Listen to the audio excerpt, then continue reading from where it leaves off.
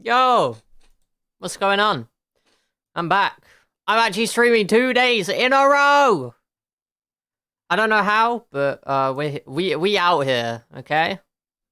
And that's pretty cool. I'm gonna water some plants, and then yeah.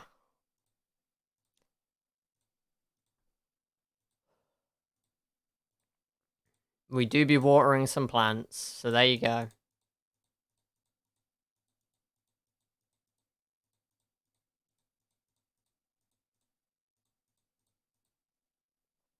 Okay. After this, I'll get out my my live link. Let's hit a continue on Football Manager as well. Why not? We are just moving forward at this point. Hopefully we can get rid of a couple of old shitters from the club in January on freeze. If not, it's going to be really unfortunate because we're going to have to, like, pay them for another season, which is bad. Don't really want to do that.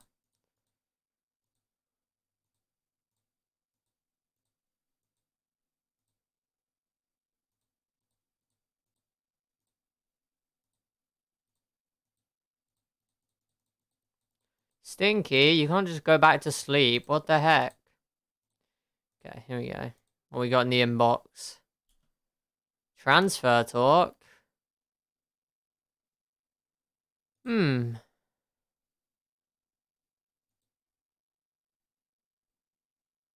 Plow, what the heck, bro? You just signed a new contract. You can't just leave. He literally just signed a contract. Tra, hey, what's going on? Welcome, welcome. Glad to see you here.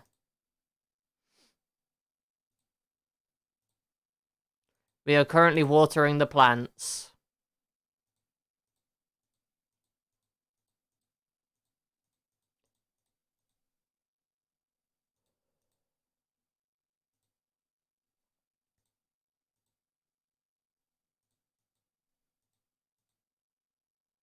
What's that game? Oh, what, the game in the bottom left corner? This is Plants vs. Zombies.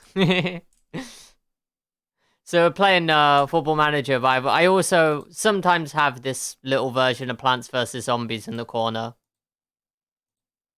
I do this with Pokemon as well, to be fair, so, you know.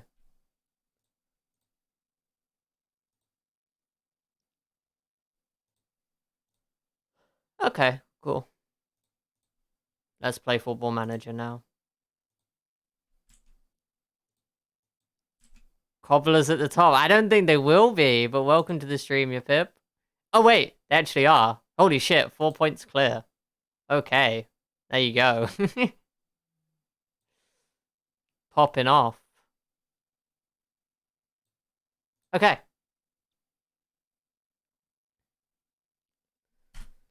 But yeah, we only just started streaming, so no games have been played yet today. We're in the same place as the end of last stream.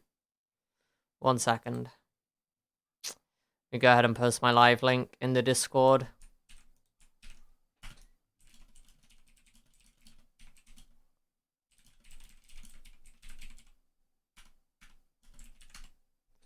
Cool. Haters because you ain't us. I mean, yeah. Yeah, that sounds about right. Sounds about right. I would quite like to be top of the league right now and 4 points cleared. That would be nice. Cobbler like the shoe man or the fruit dessert? Like the shoe man.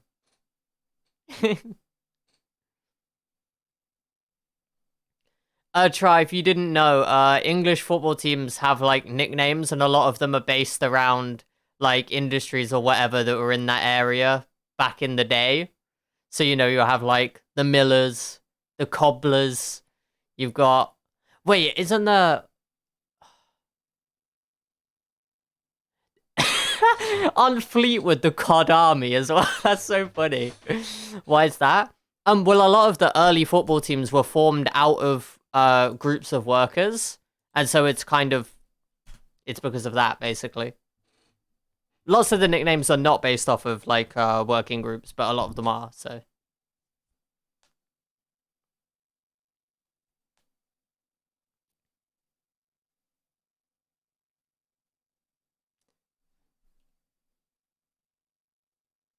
one giant work league. Well, I think you can still have multiple different leagues, but yes, I guess they were leagues of workers. We're called the Bluebirds, so I don't think we were professional Bluebirds. It's just let's actually see what have we got here then. The Dale, okay. This is not proving my point. The Ammies, I don't know if an Ammie is a thing. They didn't get paid much. The Iron, yeah, they used to do fucking ironworking and Scunthorpe, right? So that's one that's based off that, I think. The Borough. They use. Okay, well, there are a few that are named after, like, you know, the historical communities there. The Gas! The fucking Gas! I've never heard that before. Bristol Rovers are the Gas. That's funny. Let's have a look.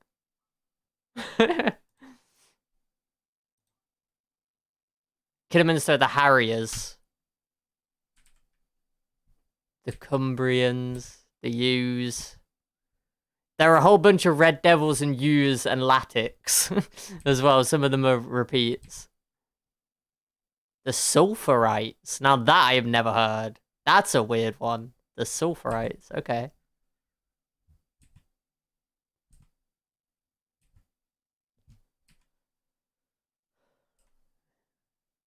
Oh, there's the Latics. The Knitters are Hinckley. Oh, yeah. Well, yeah, I mean, I guess we had hosiery industry. So, for sure.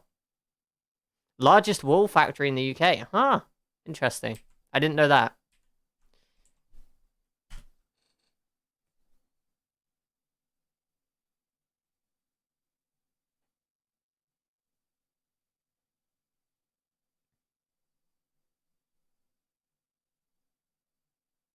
How many miles is the UK end to end? Oh, God, I actually don't know. I'm not gonna lie, I don't know. The UK end to end. Let me actually have a look at that.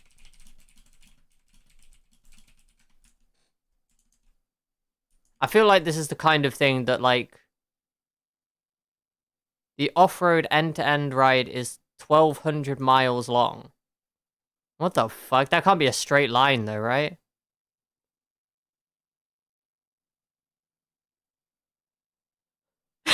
I just searched for length of the UK end to end, and I get a website with end of the road for the United Kingdom.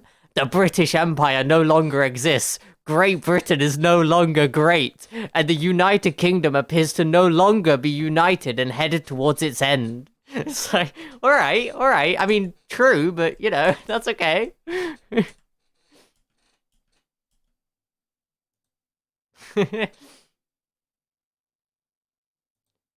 Ah, there we go. Land's End to John O'Groats is 874 miles. That sounds yeah.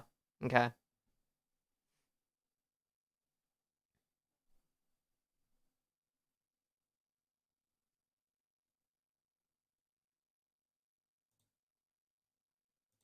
Okay. 12 hours to drive end to end. Thankfully, I've never had to do an end to end trip across the UK. That sounds miserable. Like people going from, like, you know, Sunderland to Plymouth or whatever. Depends how fast you drive. Well, yeah. I drive 12 hours for a weekend trip. That just sounds so miserable. I can't understand that. Like, obviously, the US is bigger, so to get to somewhere sufficiently different, you've got to travel further, I guess. But I don't know. It just seems so strange to me. Bro, if you're actually any good at centre back, you're actually not bad as a wide centre back. I quite like that. Our trip out west was 32 hours one way. That just sounds horrible. It just sounds very horrible. Who was I initially playing here? So we've got Matt Platt. Oh, Tyler McGlaw's injured. Okay. I don't mind giving Patrick Brough a go. Colleague and our American. Thought 2.5 hours was a reasonable commute in Virginia. I live 10 minutes from the UK office. 2.5 hours. Fucking yikes. That is just absolute pain. Like, that is literally an extra 5 hours out of your day every working day. That is actually atrocious.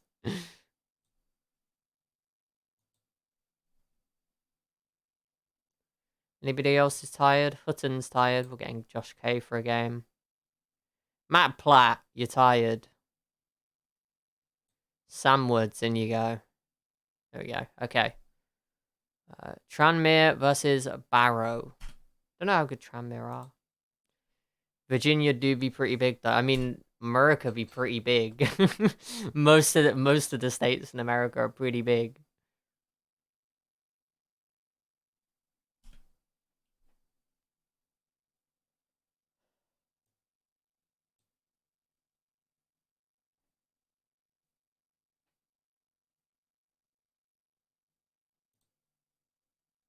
Okay, no one cares about being in a promotion spot. Understandable.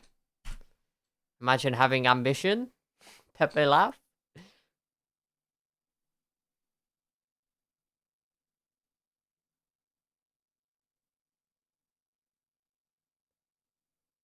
Okay.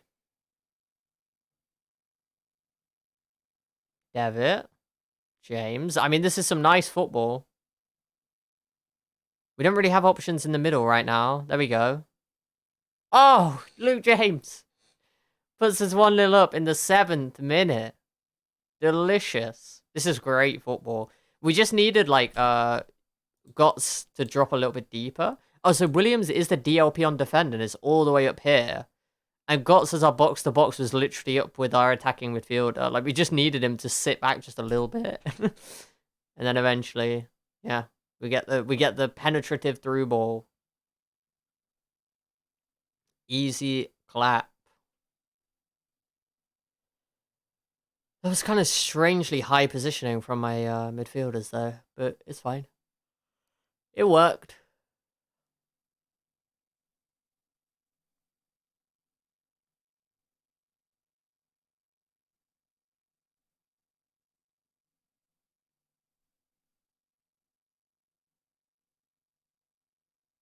I mean, literally nothing is happening in this game. We've had 1 shot on target and we're winning 1-0. And they've had 8 shots and 4 on target and they haven't scored. So that's interesting. We've actually had higher XG with 1 shot on target. Wow, okay.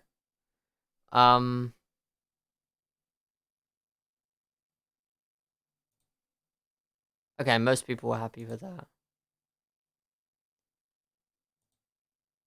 Okay, cool.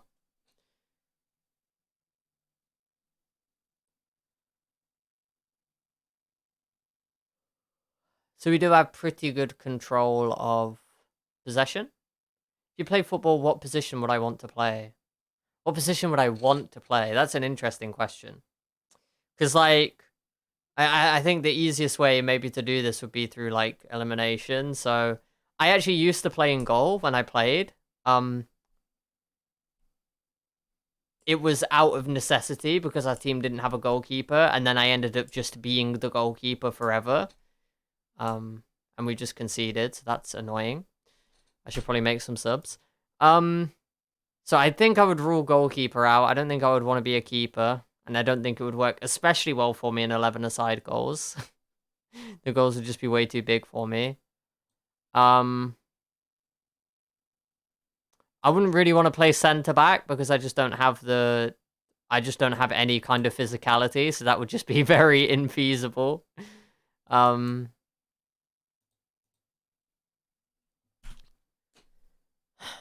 Fullback, I think it's possible. It would be possible that I could play wing back in a back three, but I wouldn't play fullback in a four. I think there's again too much defensive responsibility there, and like, fuck me, we're actually gonna lose this game. God damn it.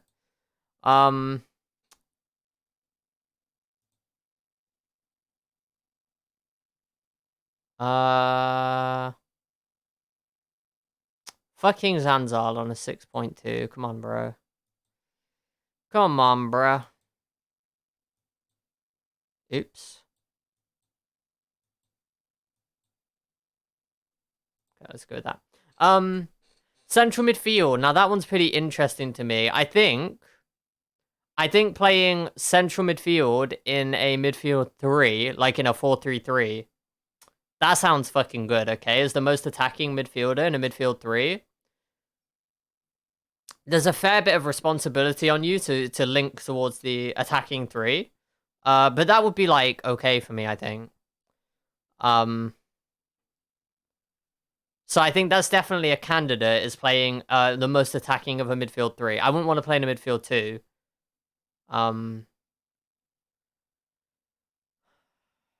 Number 10, I feel like there's too much responsibility. Or, like,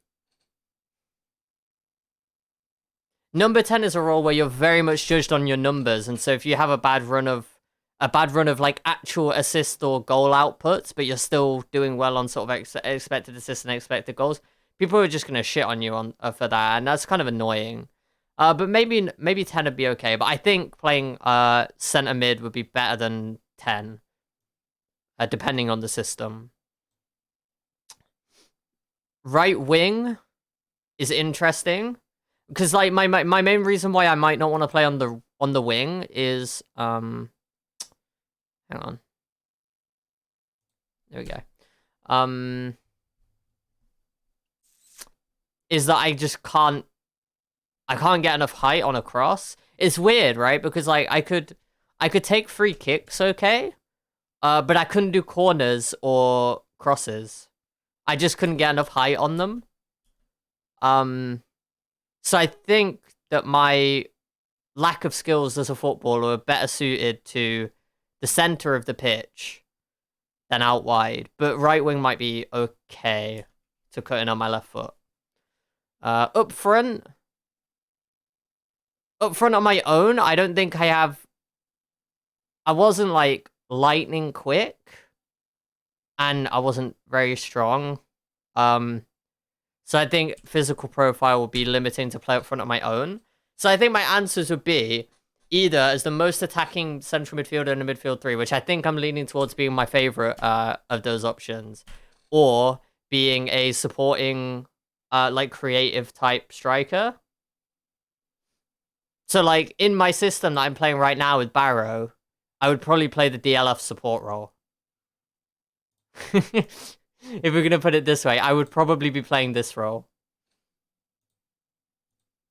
Because, yeah, when I was a kid, I played on the left wing, because inverted wingers hadn't really made it to kids football yet. Then I played in goal, as I said, for the vast majority of my time playing kids football. Then I played up front when I joined a different club.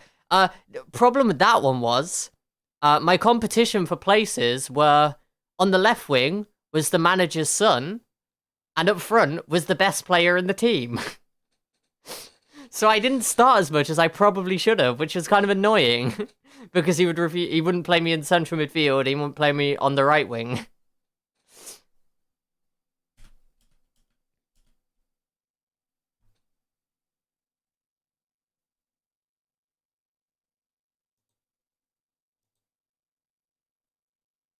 Well, this was... Wait, hang on.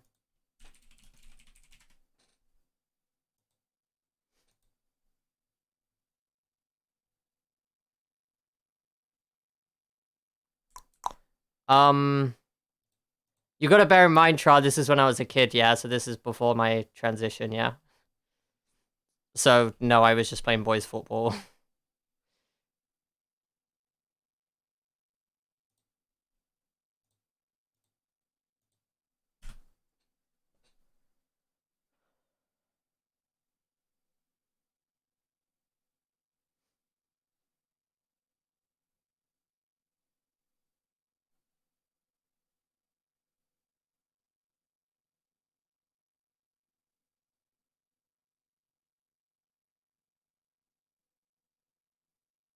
Okay.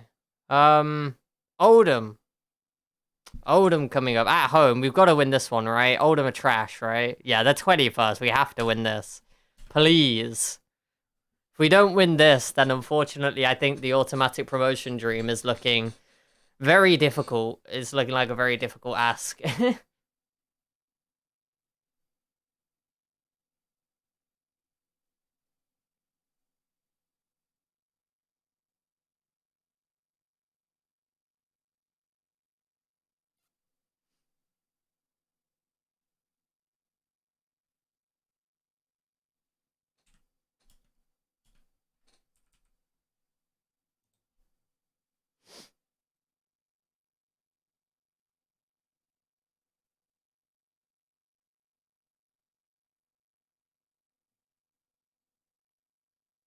Oh, interesting. Billy Cometio. Oh, he's only got 15 jumping reach in this. Oh, that's trash.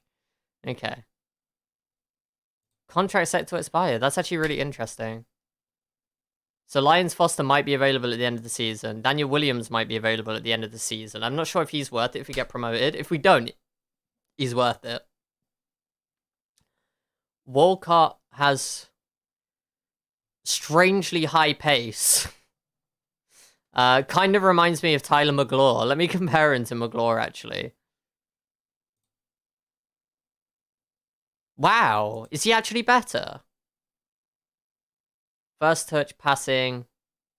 Oh, he's only got 7 vision, though. But how old is he? 19. You know what? I actually might pick him up. He's not bad. Jamie Soule was just a good advanced forward, but don't know if he's quite good enough, really. But this is a good thing to go and have a look at. Let's go have a look at who we might be able to get on an end of contract.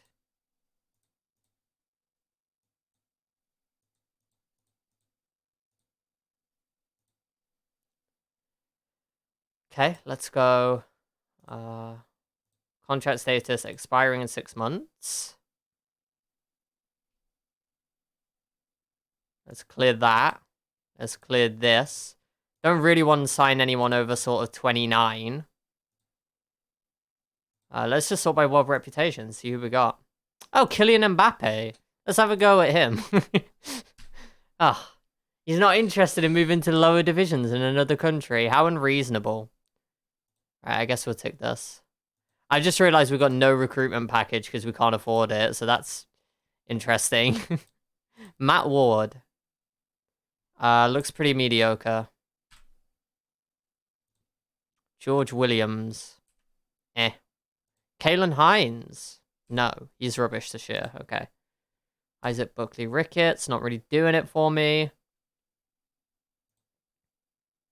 Hiram Boateng. I do believe I heard Yippet mention Hiram Boateng.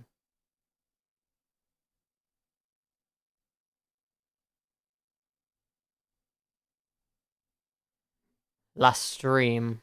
Yeah, he looks great, actually, to be fair. Alright, so I'm actually going to go club-based. Club is based. Based on what? Based on being not in England. How comparable do you think this is to actually managing a football team? Not very, I think. There are lots of responsibilities that you can give yourself in Football Manager that you would never have in real life. So, for example, when I'm reviewing transfers here, a manager would absolutely not be doing this. Like, it would be the scouting system that would be doing this, and the director of football would be looking after the long-term interests of the club in terms of transfers. So, like, managers don't have a whole lot of say over transfers nowadays. In Football Manager, you have complete say. I guess the tactics part is, like, fine. I don't really know how much it maps onto real life because I just don't know enough about tactics. I feel like you'd have to ask somebody who actually has, like, coaching badges. Dumb again. Okay, so I could actually get you right now. You look good. This guy's quite good. Can actually play both fullback positions. Poggers. Let's compare him to, like, Hutton. See if he's actually decent. Not really an upgrade. Okay, good to know. Brennan Camp. Oh, on loan from Bournemouth. Great.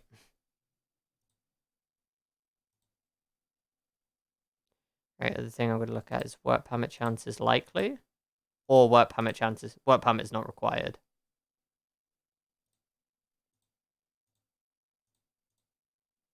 Oops.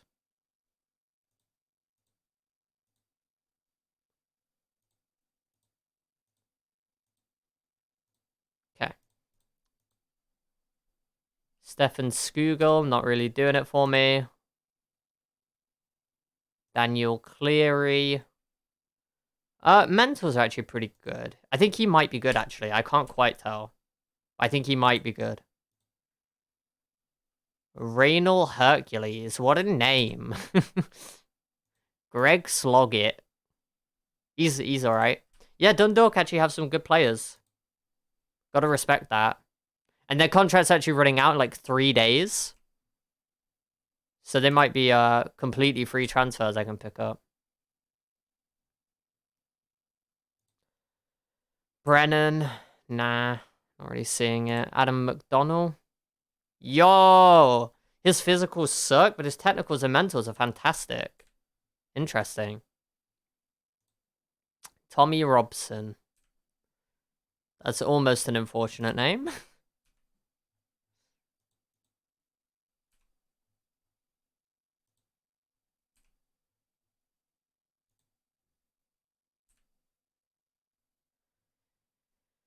Okay, I'm not seeing that many great players here, I'll be completely honest. I'm largely relatively unimpressed. So let's do this, and let's do this. Let's have a look by attributes out of these players. Now, the way I like to look for players using attributes is to just highlight all of the relevant attributes for, like, any position. So all the physicals, most of the mentals, and just skip the set pieces. So we go down to is at least 11, and then we match, say, 17. And then we can also sort by the youngest players. And then we can have a look at some decent young players, potentially. Kieran Gilligan, not looking too bad, actually. He's okay. Tyrese Forner is an okay ball winner. We don't play with one, though, so...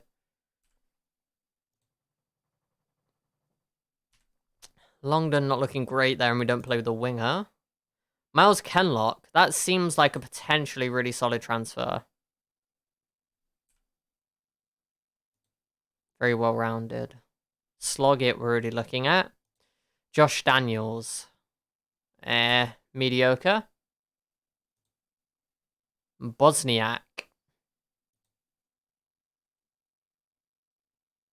You're not going to get a work permit.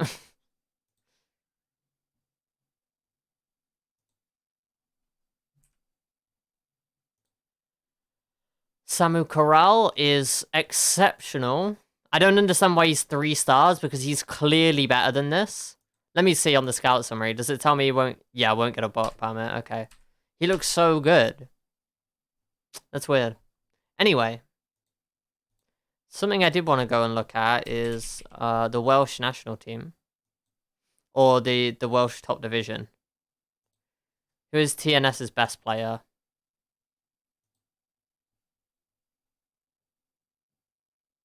Let me see. Are regen starting to exist yet? No. Obviously, these players are horrible. Okay. Let's get a team report in the senior squad. Go on, Paul. Off you go.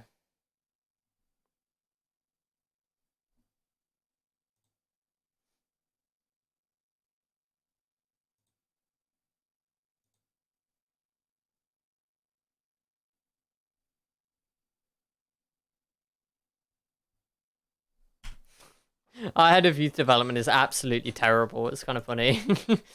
He's so bad.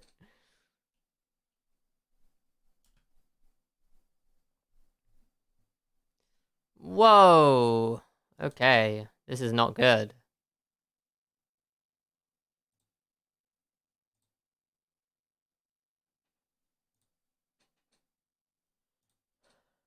Alright, so who are we bringing out? You're coming out. You, and you.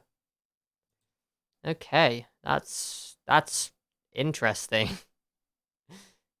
Tough time, it looks like. You didn't work, so... I don't like this wide centre-back. It doesn't seem to work very well. Seem to concede a lot. Hutton can come back in. Is Kugosi going to continue? I guess he will if we keep playing Bruff. We got anyone else who want to play at centre-back? Not really. Oh, Matt Platt. Matt Platt is back. Go ahead and do this then.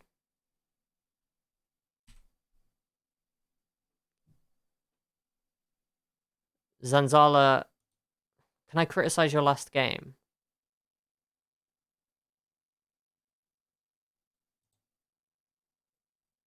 No. Okay. It would only let me do recent form, and actually his recent form's not been too bad. He just had one bad game. Okay, Robbie Gotts is tired, so we go with Tom White as the box-to-box. DLP. Daniel Williams. Oh, wait, you had a cold, didn't you? You got a fucking cold, dude. You're playing. I mean, like... Well, he had a cold, but now is fit... Remains some way short of full fitness. I mean, it's like, okay, if you're recovering from a cold, I think you can play. Devitt out again. I guess we go Thomas. And we'll give Daniel Udo a game up front just to try and stop him from getting recalled. Because that would be annoying.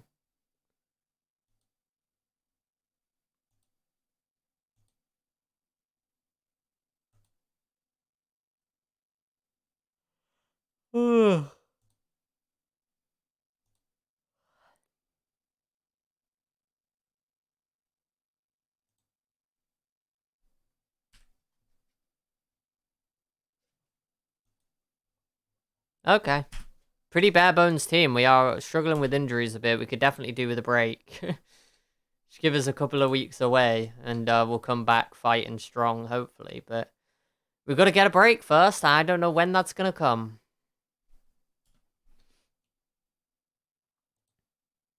Winter is always the most fixture congested time in England, so I guess we'll see.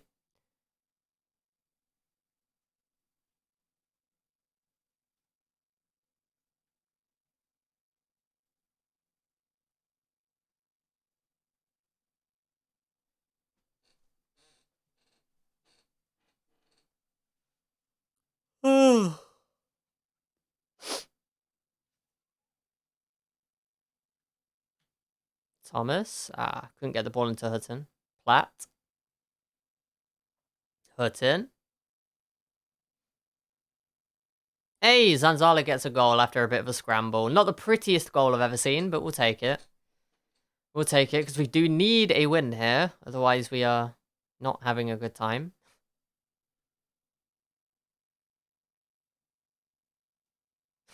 Thomas's effort just both blocked, and then Zanzala just pokes it in. Fair enough. Wait, offside? It's not even close. It's not even slightly close. Come on, dude.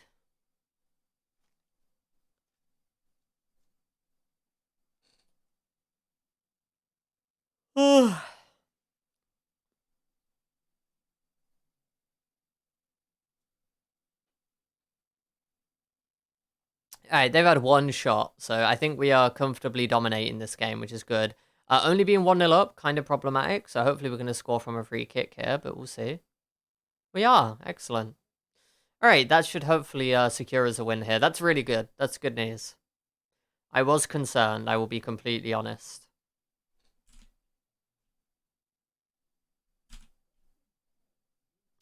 Adams. Oh, Jesus. Okay. There we go. Halftime.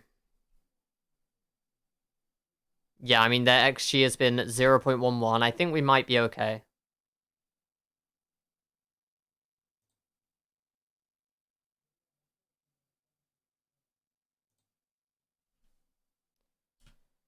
Start the second half. We'll make subs at about an hour for tired people. Probably Williams and Zanzala. Bring off the 2 goal scorers. There's not any complacency in that. Uh-oh. Yeah, Williams is definitely coming off immediately.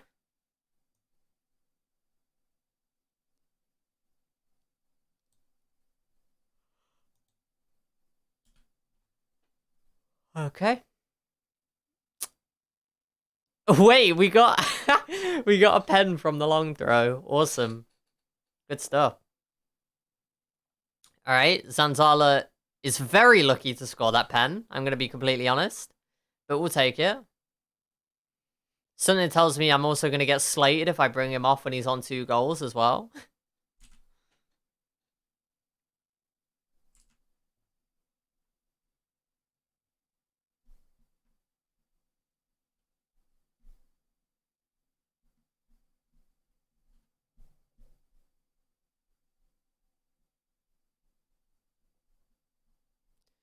Well, they did get a goal back, which is kind of sad.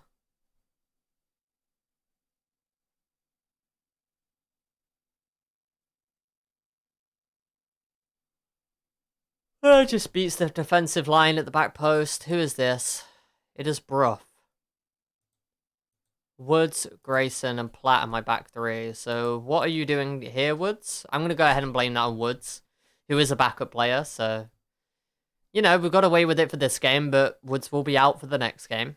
And we might get Bruff in there instead of him. I don't know.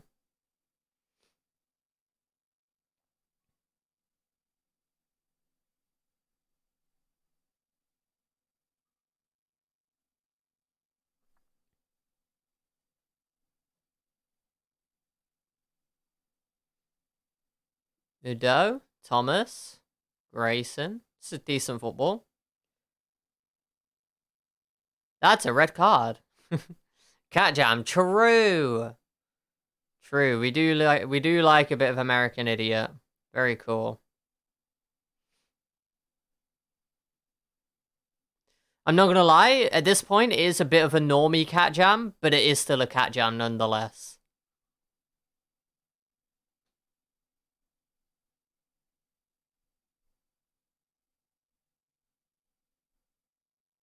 What a 1-2. Udo cannot finish his dinner.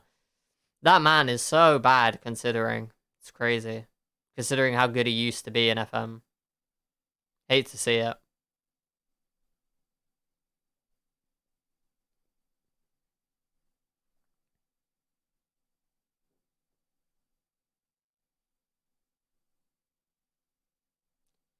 This isn't American Idiot.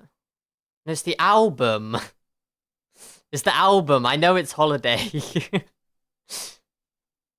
album is American Idiot, obviously, is what I meant.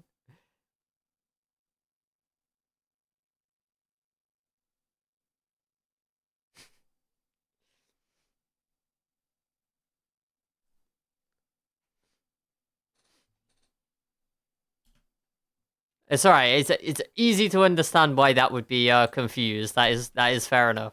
2-5 head for me. That must be it.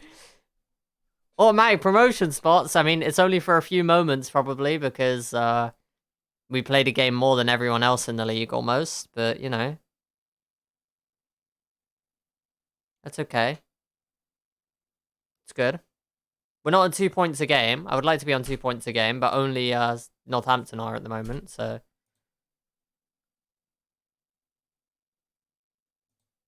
leaving on a free. Well, I'm gonna sell you for £0. Idiot. So no, I don't want to let his contract run its course because I want him to leave earlier than that. Oh, what an asshole. Leaving on a free. Fuck you. Unwilling to tell. Bro, what an absolute cringe lord. That means he's going to refuse to leave in January. What an absolute asshole. He's literally making me pay him for an extra 6 months and there's nothing I can do about it. Yikes. Oh well.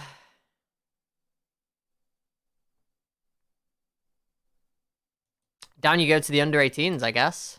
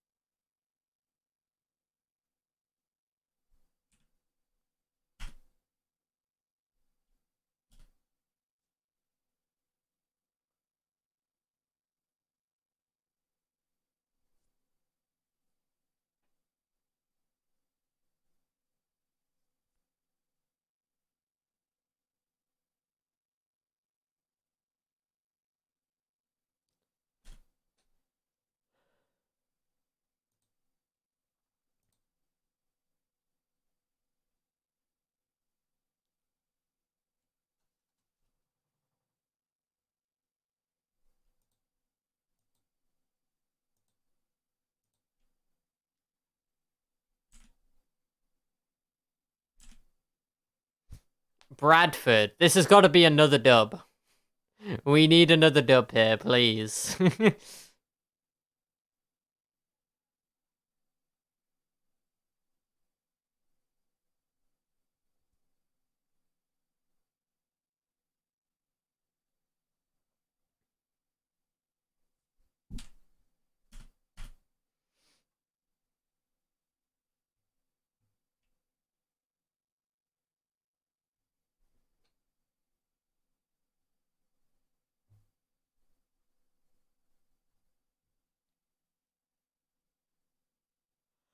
Oh.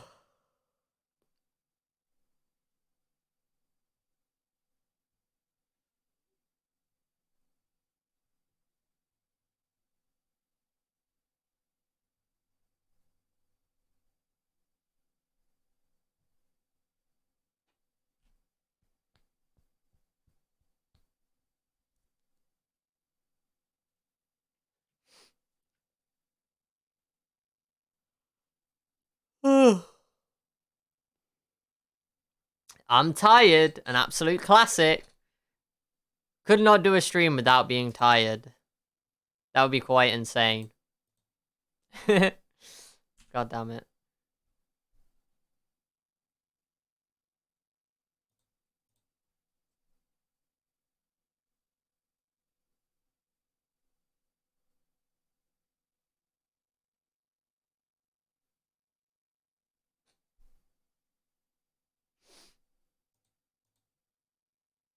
Farman injured by Sam Woods.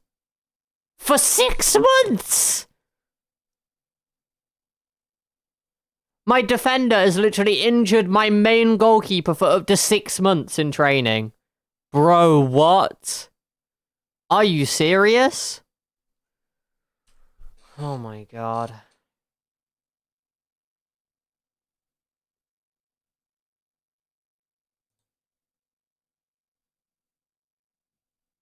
Right, well, it looks like we need a new goalkeeper in January.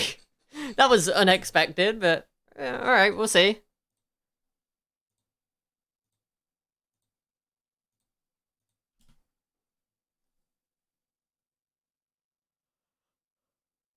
Yeah, I've just been destroyed. He's just my backup defender has broken my main goalkeeper's hip. What the fuck?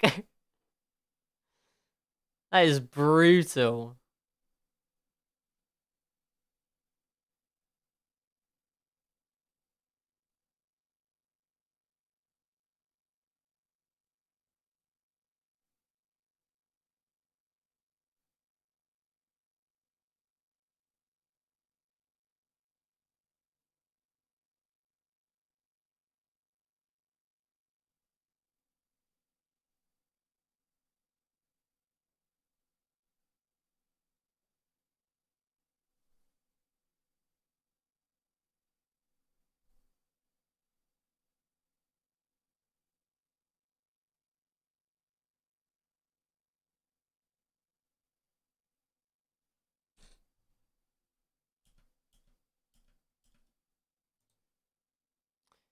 Okay. Toby Amole. He looks pretty mediocre. How much is Lions Foster? Just out of interest, how much would he cost? Because his contract's running out.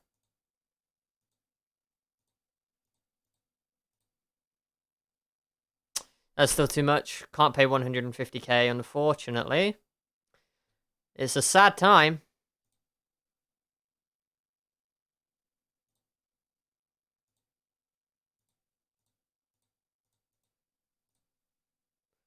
Whoa, okay, 250k for Daniel Williams as well. What about Tyler McGlaw? What about you? Your contract is also running out. Let's see. 250k. I think there's a bit of a trend here. I'm not really interested in signing the other two. I don't really care. What we do need to do, though, now the transfer window's open, is look at all of our rubbish players and get rid of them all. So Callum Gribbin, you can leave. You would just hear as a bit of a meme anyway.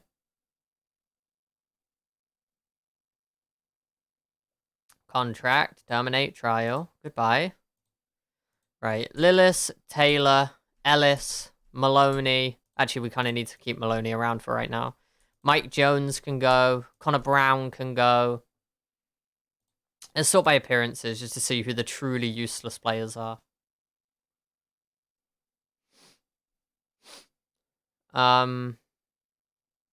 That's about it, really. They're the only players where I just think you are actually useless. So I just want to offer them all out. I want to transfer list them all. Oh, I can't transfer list them. Who's already listed? Why can't I transfer list them? Huh? What if I deselect the 2022 contracts? Am I allowed to transfer list them? No. Okay, so it's clearly not that then.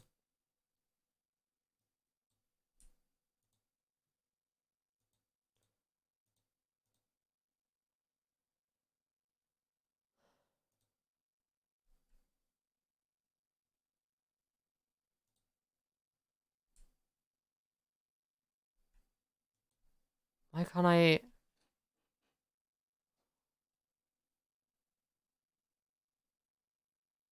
I can't set their loan or transfer status. This is so annoying. I don't understand.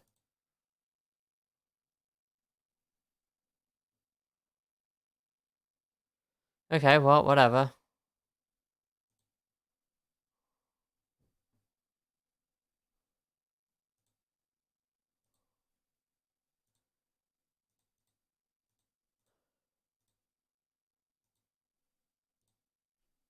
Okay. Let's see if we get any bids for those players anyway. And if not, we will redo it one by one and figure out why we can't transfer list them. But yeah, I'm literally just looking for offers of like a couple of grand or like literally free for some of the players. I just don't care. I just need to get them out the door and get in some new players. No offers for 6 players, of course. Fuck's sake. Yeah, they're going to be impossible to get rid of, I feel like. This guy gets League 2 Young Player of the Month. I literally tried to sign him and he just went to Leyton Orient instead, so that's tragic. Just Gordon didn't work. Right, Mark Ellis, offer to clubs. £0. Transfer list. Okay. So we could transfer list Mark Ellis. Josh Lillis, how about you? £0. I'm not allowed to transfer list you for some reason. That's weird.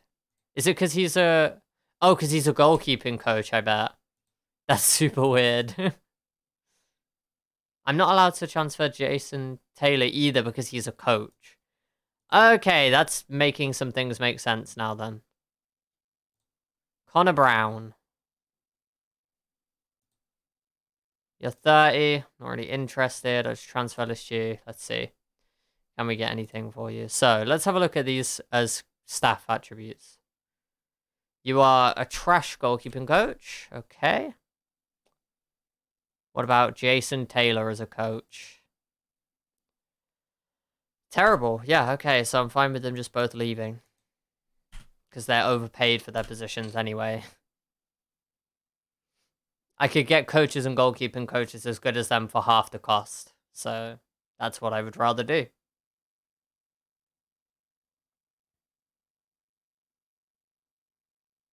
Barrow's Ellis set for transfer to Halifax. Right, Poggers.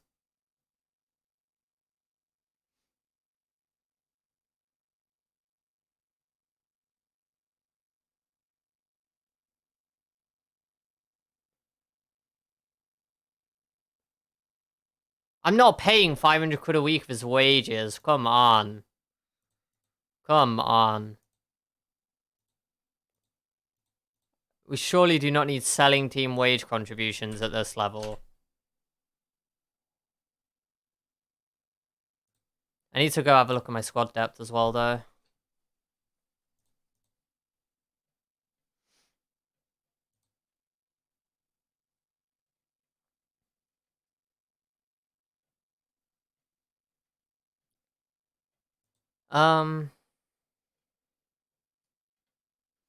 What is it that I'm looking to do here? Squad depth, there we go. Right, so goalkeepers. Farman's just got a long-term injury. Lillis wants to leave. Maloney's trash. So we need a goalkeeper urgently in this window. Highest priority is goalkeeper.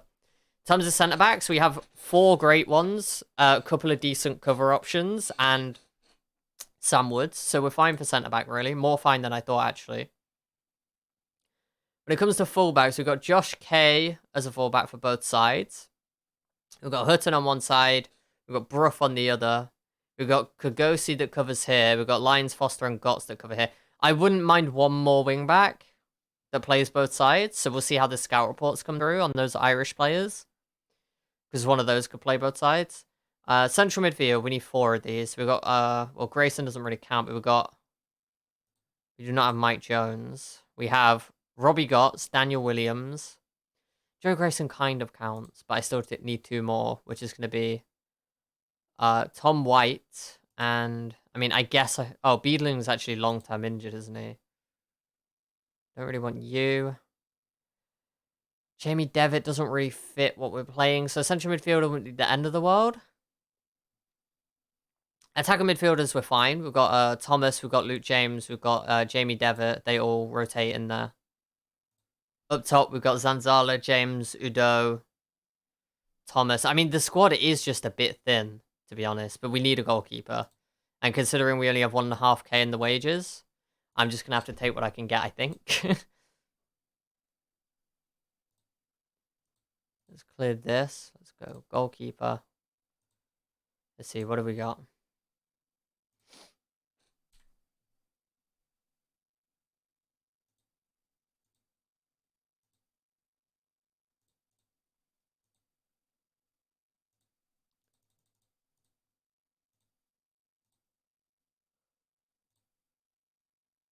What the hell?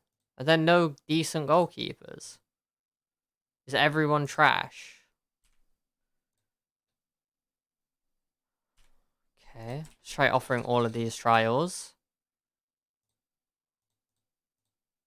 Let me also go to my director of football and ask for transfer targets for goalkeepers. And free transfer, oh sorry, transfer goalkeepers. End of contract goalkeepers? None, okay. So this is literally all we got. It's a 37-year-old, a 35-year-old, and a 32-year-old. Amazing. 32-year-old Pole that won't get a work permit, a 35-year-old keeper whose legs are falling apart, and a 37-year-old keeper whose legs are falling apart. God damn it. Come on now. Problem being, if we sign anyone here, we are stuck with them until next January. Like, I can't bin them off at the end of the season. So I'm concerned about that.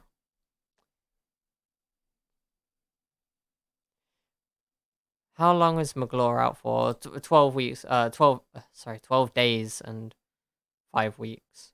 Wait, what the hell? That's such a weird timeline. 2 to 5 weeks. Either way, we can't get rid of him. That would be insane. So we can't really bring in another loan.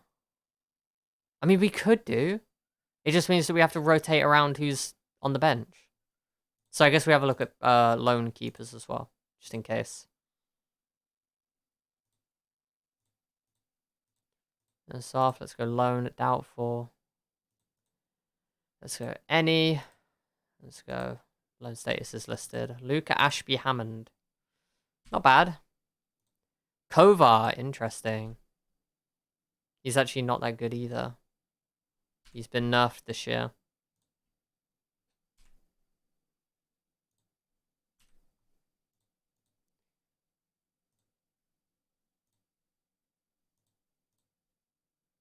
John Mccracken. What the heck? That's such an epic name. Mccracken. That's insane. How can you be called John Mccracken?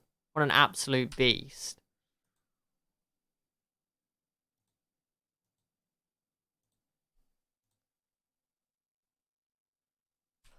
Okay.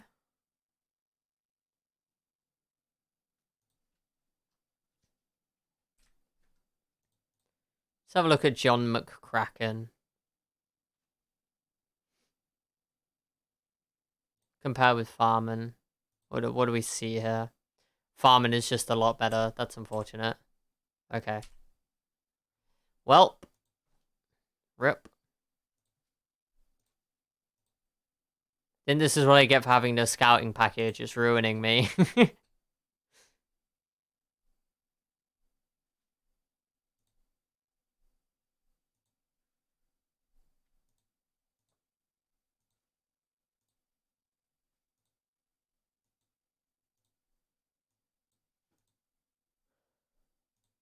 Oh, Marcus Dewhurst. Yeah, I forgot about him.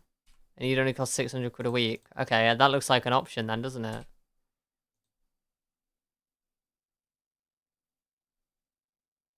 Make an offer.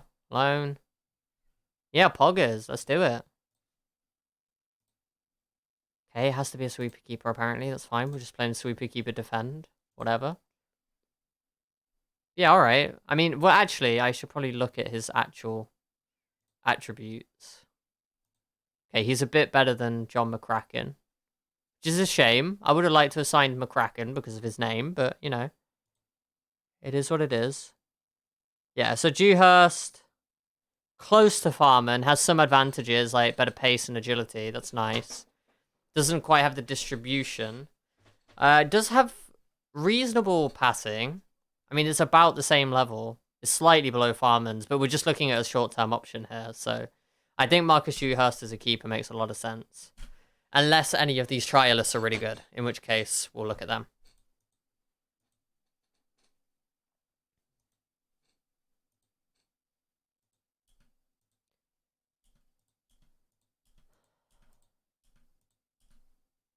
Alright, let's see if any of these trialists are actually decent. It looks like they were all terrible. Well, rip. Yep, they were literally all terrible. Okay, well, never mind then. Okay, off you go. Right, we're looking at Marcus Dewhurst then, really.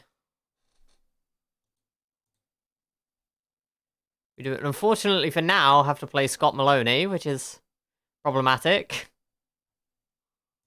Let me just clear the team selection. Oops. So in goal, Scott Maloney. Right centre back, Matt Platt. Lyons Foster is on holiday, so that's not going to work. So we will go with Joe Grayson.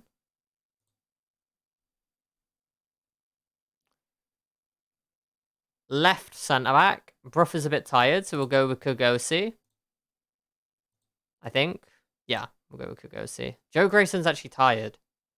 Huh, okay.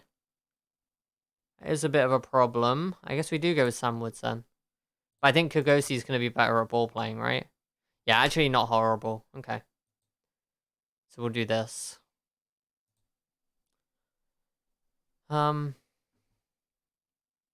Wing back, Hutton's tired. Foster's out. So we'll go with Josh K. This side... Shit, we actually need to play Kogosi out there. Okay.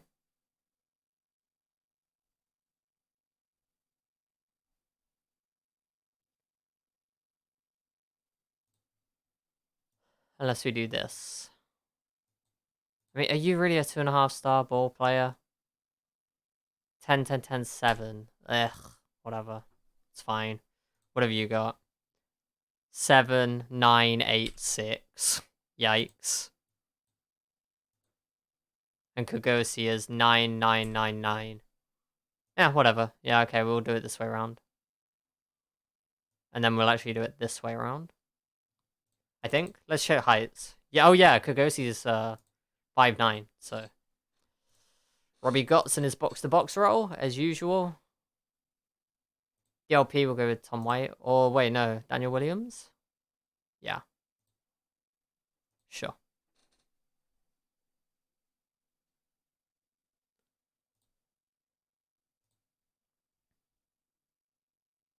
Yeah, Devitt's a bit tired, so we play Thomas.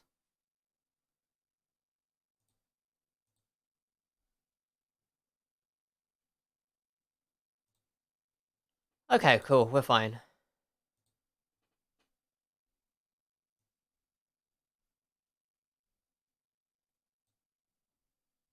Let's go, let's go. Bradford should be very winnable, I think. I think Bradford are towards the bottom of the league, right? I'm pretty sure that's what we were seeing. So let's go. Let's see.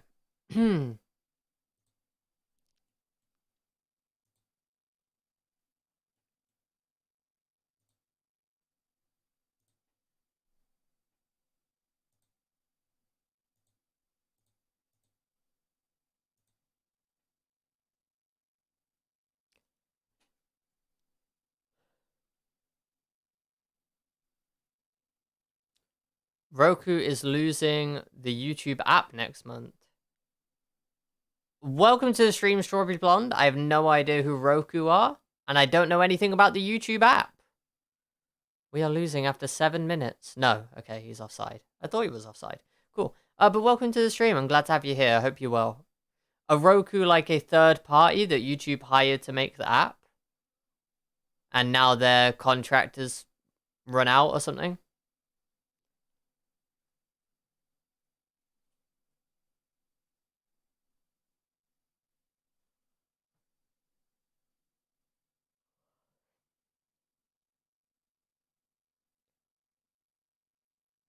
Streaming box that you can use apps to watch video. Oh, okay, I see. Right.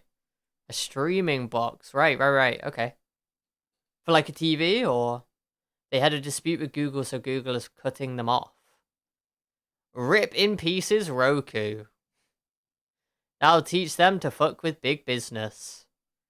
God, don't you just love oligopolies? It's so good. I just love it that YouTube can just like, bam, cut someone out of the market. Like, bam, I cut the bots out of my stream. Bam. Anyway, competitor to Apple TV and Google TV. I see. Okay. Well, in that case, it makes all the more sense for Google to cut them out, doesn't it? To maintain their control on that market, or maintain their market share at least.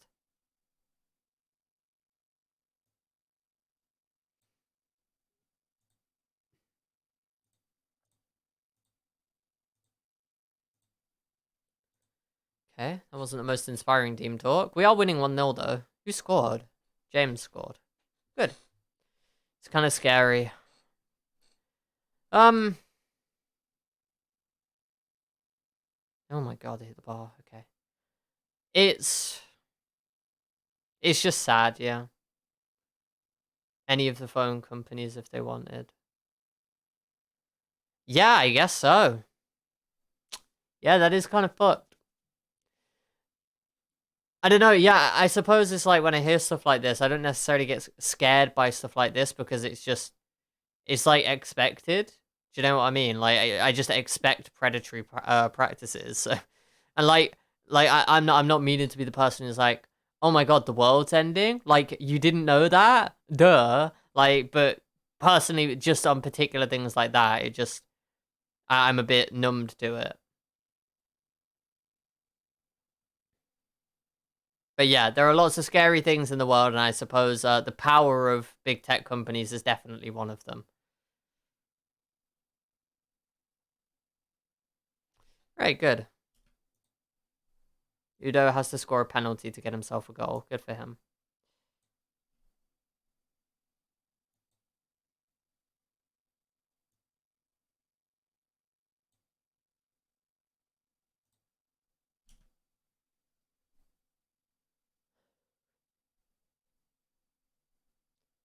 Lobbying power in politics. Oh yeah, that's true for sure. Yes, Alphabet have their fingers in many pies when it comes to influencing politicians, from what I understand.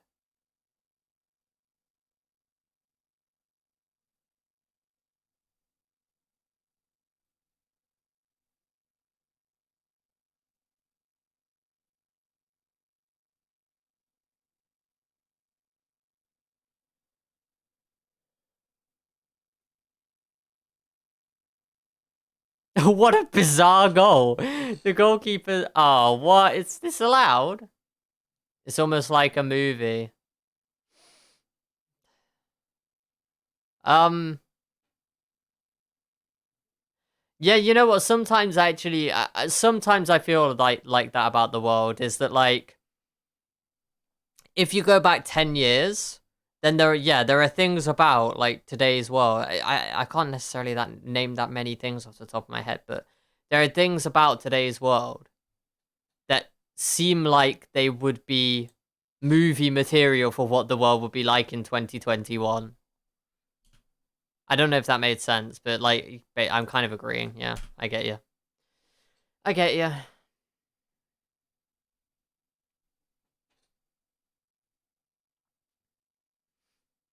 Oh shit, we're 4 points clear. We're actually in the top 3. Let's go. Even with our opponents having a game in hand, we're still gonna be third. And Colchester up next. All right, nice. Big, big.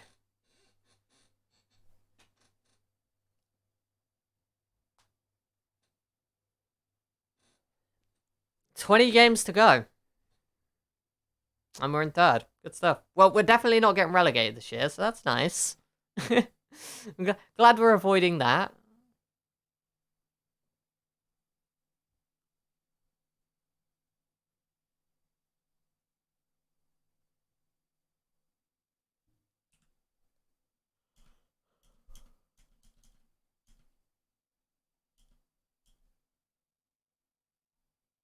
Any good Zen Garden trades? Wait, trades? What are Zen Garden trades?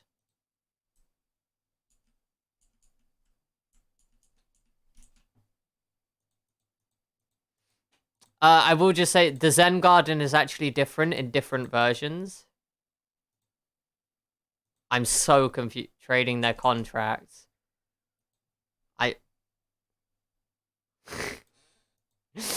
I don't know whether this is a Football Manager Plants vs Zombies crossover meme, but I am quite confused right now. It's okay.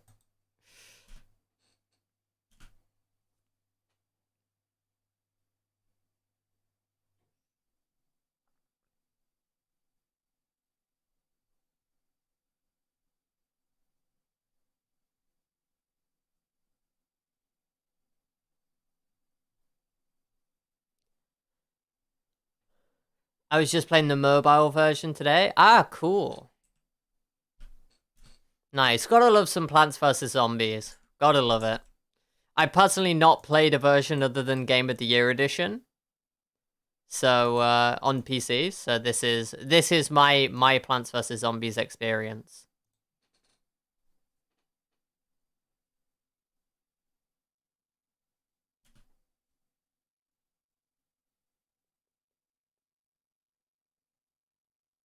What's the native resolution? Oh god, I have no clue. Does it tell me anywhere? Options. I don't know, it's just like a little square. The window is tiny and won't full screen. Oh, well I have options full screen here. Does that actually work? Yeah, it does work. Did that kill my stream? Oh, it just looks weird. Okay, one sec. Let me turn off full screen. Yeah, it is just a little square. But yeah, if you go options full screen, then maybe that'll work out for you.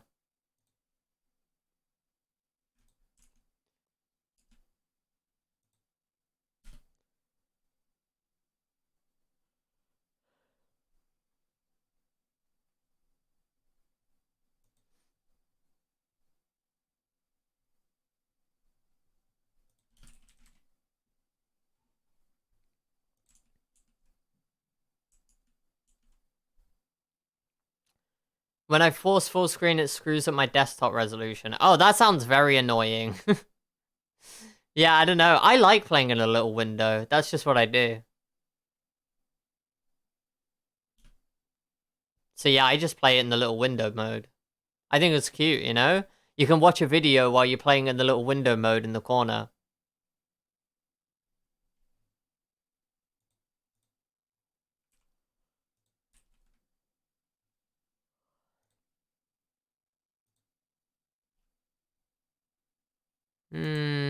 Okay. One sec, I've got to go look at something.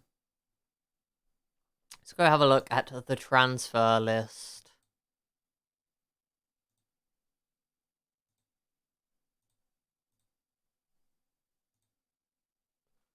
Why haven't they released PvZ2 on PC? I mean, it's a microtransaction game, right? So I guess it just works better on a mobile format. Wait a minute, I don't need that. Just list the players. Toto. What a name. Wait, he's actually a beast. He looks pretty good. Can he ball play, though? No, not really. Okay, well, I'm not that interested then, I guess. There's tons of microtransactions. Yeah, exactly. That's going to be a big part of it then, right? Joe Nuttall's wages are too high. I should actually add in a wage demand thing. Contract, general. Oops. Wage is at most like 1k or 1.5.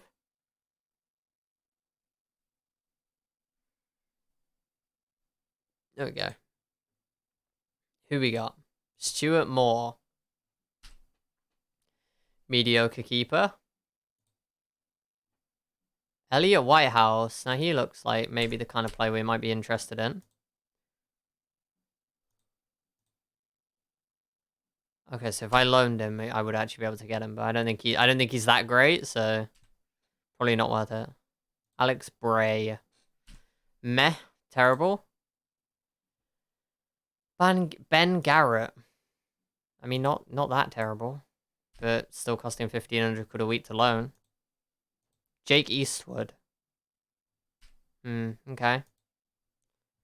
Isaac Christie Davis. Not really the quality we're looking for. Oh, wait, sorry. This is interested in loan. I'm so dumb. Wesley Jobello. Oh, I guess it's Jobeo. Because he's... Wait, maybe not. Martinique is a French territory, obviously, yeah. Dunno. Could be Jobello then. Steven Sammer. He's a weeb. We are not signing Steven Sammer. Ronan Darcy, he used to be sick in old games. I bet he's not anymore. That's sad. There was an FM a couple of years ago when Ronan Darcy could be a bit of a wonder kid. Good Premier League player.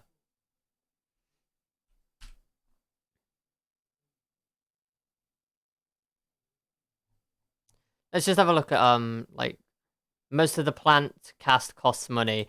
Yeah, that's so cringe. I don't like that at all. That's why, look, PvZ 1 is an absolute OG game. It's so good.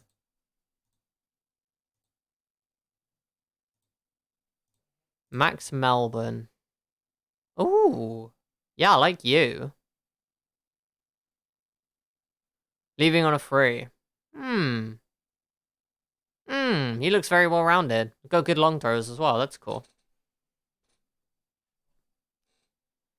I mean, he's 5'6", but seems to think he can play. Oh, my only issue is I'd have to train him to play wing back, but maybe he could learn it. Okay. Interesting. So Jabeo, I don't play the Y players. He's got great physicals though.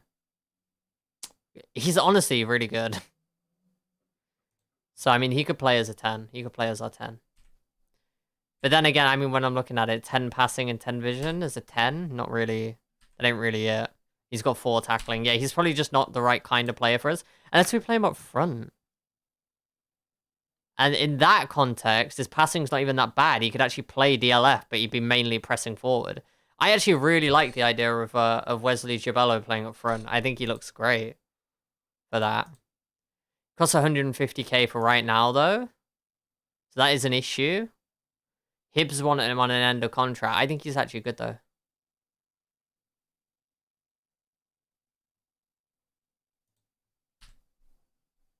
get him on a shortlist.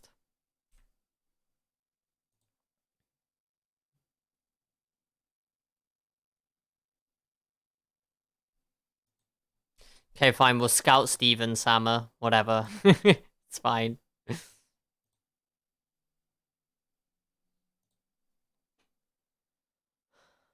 LeBron and Becker. I feel like didn't Dr. Benji use LeBron and Becker? And he was good, but I don't think he's that great here. I'm not sure. I'm not sure if he's good. I can't make my mind up. He's got an asking price of £0, so who knows? Maybe he's actually decent. Cameron Evans, 20-year-old centre back. Okay. Let's have a look by age, actually. Yeah. All right. Go up to 7, but down to 9. Let's see who we get. Ryan Galvin. Can't play fullback at all, which is off-putting. Ronan Darcy, we're getting a scout report on. Who's he wanted by? He's wanted by a League One club, so maybe his potential is still good. Satiriu is trash in this game. Okay. Ponticelli. May as well get a scout report. Yeah, a lot of these players aren't looking too great now, though. Scott Burgess. Now that name's familiar. Not so good. Okay. Okay. All good.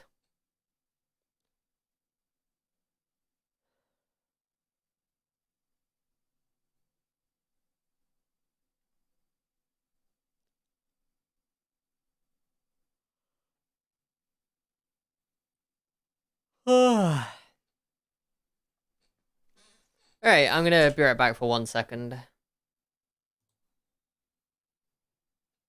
Still on mic, but I'm just grabbing myself a drink real quick. And a bit of a stretch.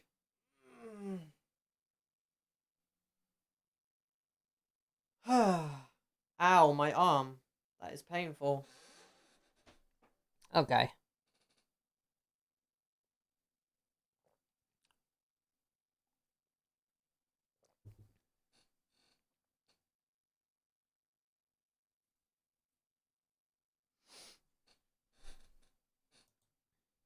Okay, cool.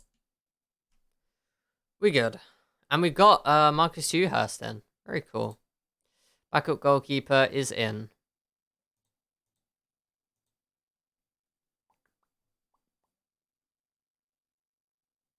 Tom White and Zanzala in Team of the Week.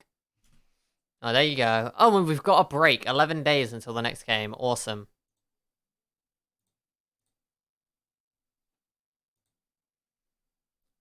Daniel Doe injured? For how long? 1 to 2 days. Okay.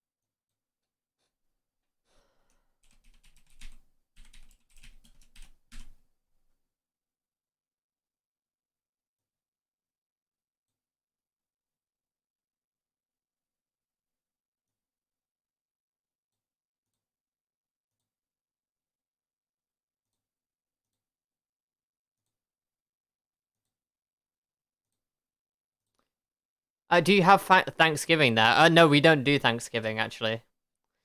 I hardly know what it's about, really. So yeah, no, all like the main thing I know about Thanksgiving is turkey. That's it. Right? You have turkey on Thanksgiving, but no, we don't have Thanksgiving over here at all.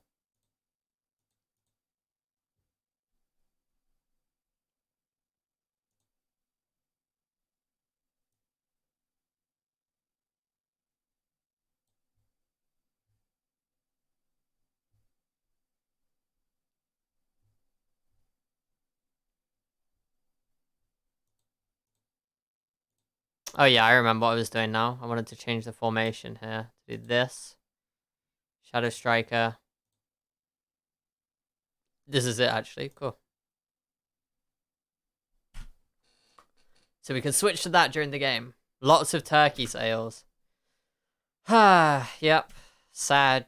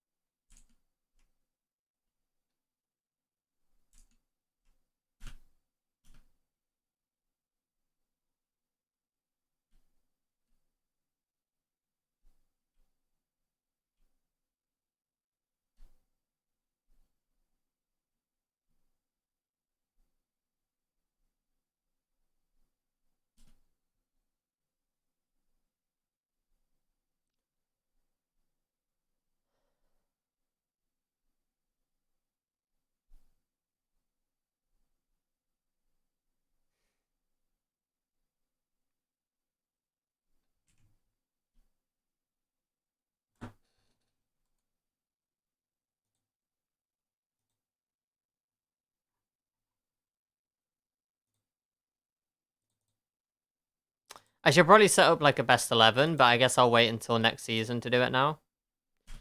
But anyway.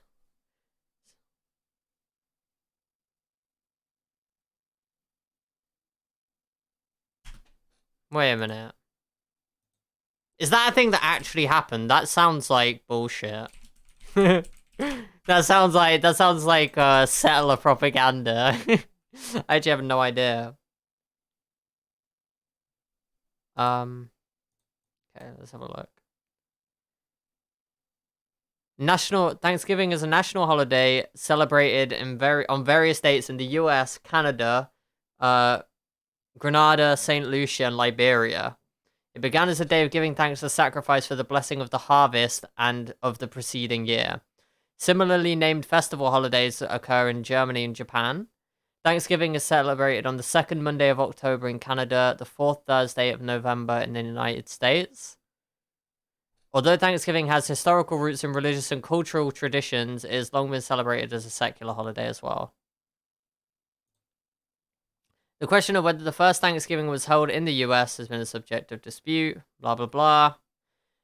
Pilgrims and Puritans who emigrated from England carried the tradition of days of fasting and days of Thanksgiving with them to New England. The modern tradition is traced to a well-recorded 1619 event in Virginia and a sparsely documented 1621 celebration at Plymouth. Plymouth in Massachusetts, right? Okay. Religious celebration. Land of Virginia shall be yearly and perpetually kept holy as a day of thanksgiving to Almighty God. I've got to be honest. Wait. Hang on.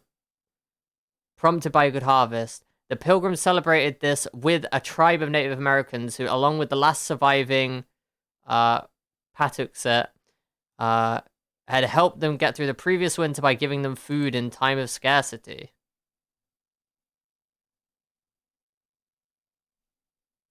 In exchange for an alliance and protection against a rival tribe. Oh, okay.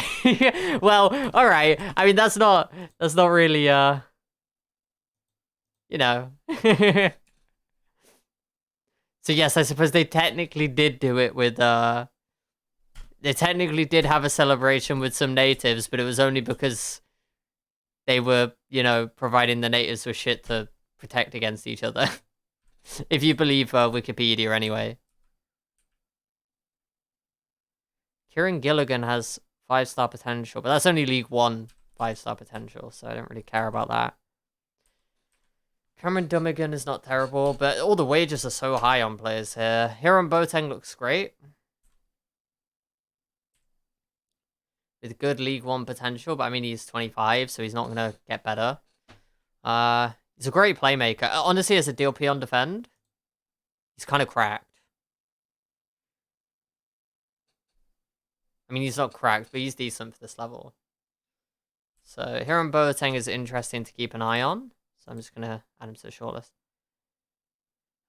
Any history on that time could be rewritten, so who knows what actual facts are right. Well, I mean, we do actually have some things to where we can't really rewrite them. For example, the number of Native Americans that died when the settlers turned up literally can be tracked by wait, what's the field where they can use like dating methods to see global temperatures in particular times. It's like literally they killed so many people, like, and you can say whether that's disease or whether it's like, deliberate genocide, and probably a healthy mix of the two. As far as I understand, there is literally, like... What's the fucking name of the field? That does, like, basically dating, like carbon dating and shit like that. Is it geologists? I don't know. But either way, as far as I understand, there is actually physical evidence of the number of natives that died when settlers arrived in America, which is fucking crazy. The fact that so many people died, it actually had like environmental level effects. That's wild. Obviously, I say wild, I'm saying that very neutrally. That's obviously fucking terrible, but it's crazy that it could actually be on that scale.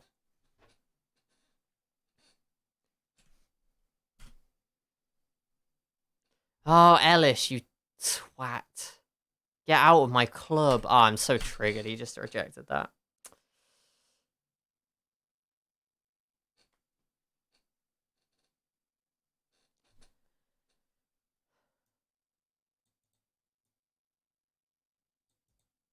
Miles Kenlock looking kind of decent. Looking kind of decent. Let's compare him to Bruff. Is an upgrade on Bruff? He's got nice technicals, so I'm happy he fits our criteria. He does indeed have substantially better technicals. Problem is, how much are his wages going to be? Oops. Kenlock. So he costs 7 grand. He wants 1.5 grand a week. It is a lot, considering our current budget. Joe Nuttall is 3.5-star striker. Not really buying that. Beryley Lubala, who is meh. But yes, so like obviously, you know what? This is so annoying. I can't remember the name of another field. So there's historians versus there's like what's the fucking word? This is so annoying. Is it historicity? Is that the correct word? So you got history and then you got historicity. Historiography. Yeah. So basically, this is the study of how history is created, as far as I understand. Yeah, historiography is the recipe historians use to create history. Yeah.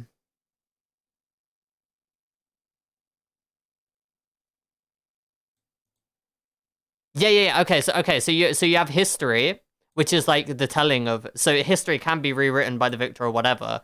But then we have other fields as tools to try and mitigate the impact that has. So we have historiography, which is basically understanding how did history come to be history and what is accurate and what isn't out of that. So basically trying to build a framework for how history actually manifests itself. And then you have historicity, which is which is then kind of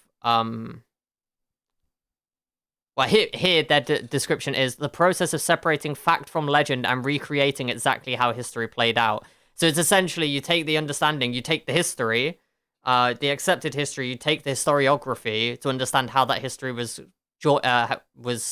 created, and then you have historicity to kind of correct the record on that. That's my understanding of how that kind of interplays.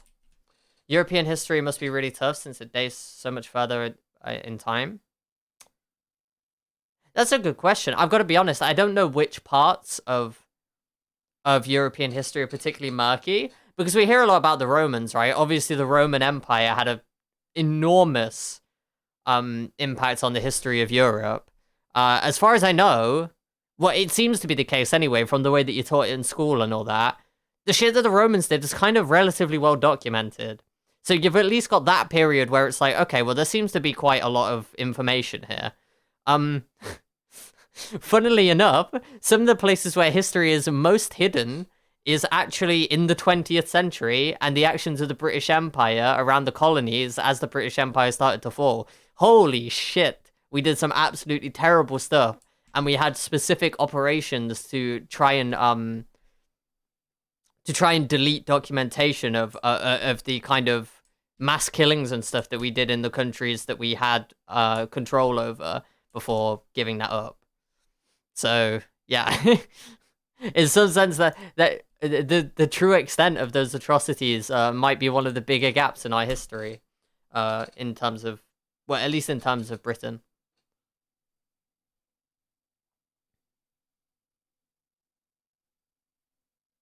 But obviously, take all that I've said there with a huge grain of salt. Although I am pretty sure, like I've heard from a fairly reliable source, that that there really was an operation. I can't remember the name of the operation, but there was an operation to deliberately destroy documentation of the actions of the British Empire. That was a thing that really happened, as far as I understand. But I am not a historian or a historiographer or a historistician. Maybe that's it. Maybe that's the word. Who knows? So yeah, can't necessarily take me at my word there. Interesting. Jordan Stevens is learning to play wing back. Only English history we learned in school is from the Elizabethan era. Ugh. Oh god, it's so boring. At least for me, I didn't enjoy. The only thing I like about well, older history that isn't ancient history. So like I would say like ancient history is okay, because it's so fundamentally different. Modern history is cool because it actually more directly informs what's going on in the current world. But that middle period, like Elizabethan era, Victorian England, the Tudors, Henry VIII, all this shit. Oh my god. I'm sorry, I just... but personally, I found it particularly uninteresting when I had to learn about that stuff at school. I mean, I just hated school anyway, like, because school is trash, in my opinion. But there you go. Like, just the education system is garbage, but yeah, we did learn all of that stuff as well. But what I was going to say was the only thing that I like from that period is architecture, right? I think that looking at architecture throughout time is kind of fun. That's about it. Who comes up with the stuff in school? What? Who develops the curriculums? Or curricula, I think is the plural. You know what? That's actually a good question. I don't know what the specific process is. Because I know that I know that here our education secretary has a fairly substantial say in terms of what's in the curriculum and what's not. The best subject developed might be mathematics. I'm not sure. I mean, to me, they're all bad. Like, yeah, I don't know. So it's difficult to say. I just think that the education system is so fundamentally broken that to me that there couldn't be such a thing as a good subject in the current system. Unfortunately, but that's based off of my experience. I'm aware I'm in a minority opinion as to just how much I think the education system is broken. I'm in a minority there, and also in terms of how to fix it or what direction to go in. You learn some colors in the alphabet. Yeah, it's not great, is it? But I mean, I don't know. That's a really weird one because I don't know what it is about Americans and Brits that makes us so bad at learning other languages compared to other countries. Like, I don't know whether their education for foreign languages is just way more effective because most people, maybe not most people, but a way bigger percentage of Europeans are bilingual. And not just from having bilingual parents, but they seem to actually be able to learn it as well. It's strange. But yeah, I hardly remember anything from learning French at school. And I dropped that as soon as I could. Gashed arm. I mean, yeah, whatever. She's a doctor. It's fine.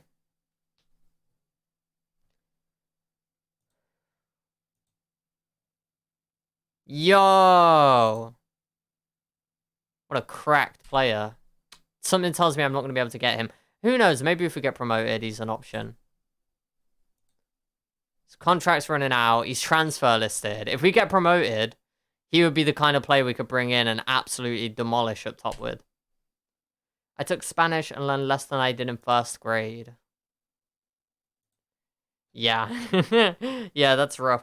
Although, it's funny you say less than you did in first grade because, as far as I understand, learning languages past the age of about 6 is way, way, way harder.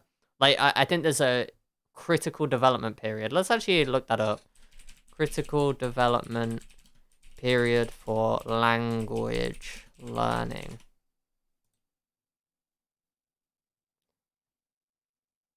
Critical period in brain development and childhood learning.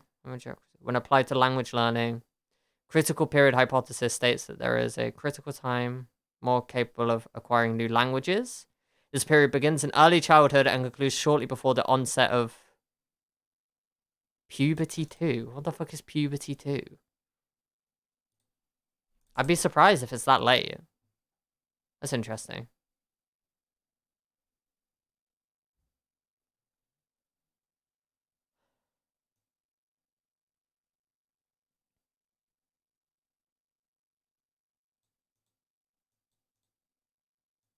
Well,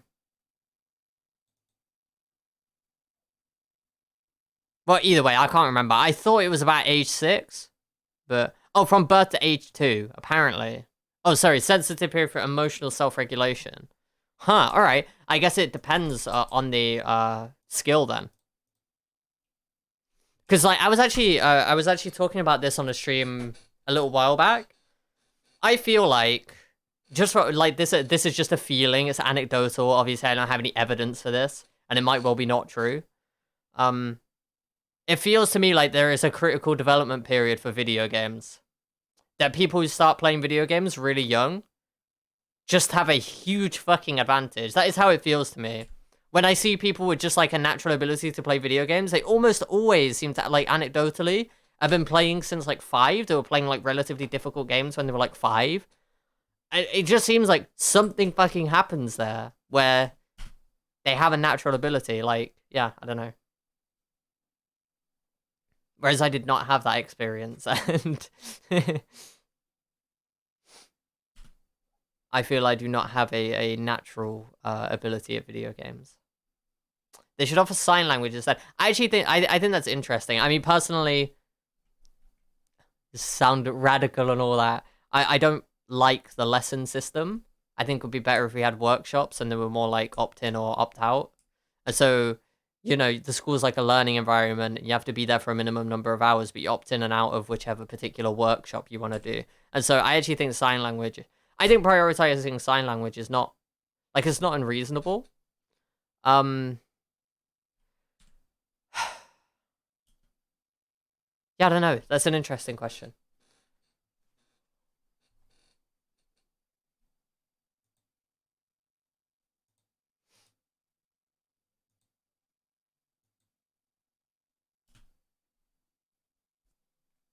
Because, like, obviously it's nice to open up. Wouldn't most people opt out of a workshop? Well, obviously, like, if you have a different educational culture, then it would change the way that that's viewed. If the parents have any kind of say in that, generally parents should probably talk to their kids about what they might want to do. And if they choose to do nothing, then being real, they're probably kind of the kid who's not going to get much of out of academia or education anyway.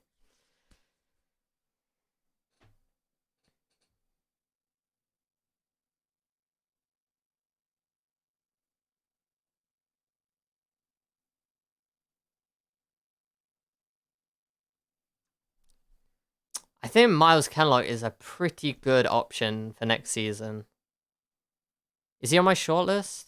Yeah, no. Okay, well, we got him on the shortlist now. Yeah, we'll definitely keep an eye on Miles Kenlock. How do you get them involved? Well, look, I mean, the problem is that this is based off a kind of assumption that kids that aren't interested in the current school system, like who the fuck? We all know that when we go to school, there are people there. There's like a substantial number of people there who just aren't going to do anything with what they're learning. They don't care. They're not paying attention. Like, so, I mean, it's just like, I don't see them being any worse off, even if, like, if they just fucking spent that time, as long as they're spending the time in the school and the school is set up in a way for them to learn, they can just go learn about shit that they might actually be interested in. And, like, as I said, I understand that my opinion is not popular here. And, it takes a kind of different mode of thinking and a different level of urgency to the way that the current education system treats kids, but, you know, it is what it is.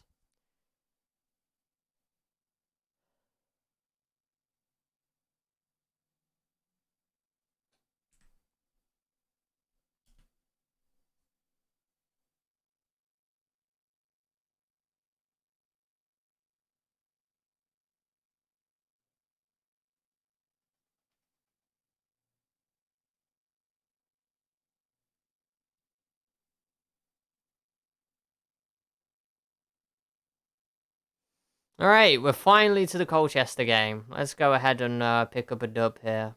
Hopefully. If we don't pick up a dub, it's going to be kind of a sad time. But it is also Colchester, and I don't want them to go down. So if we were going to choose a game to draw that we should win, then I guess I'll choose this one. Right, they're playing a 4-1-4-1. I think we should be pretty okay against that.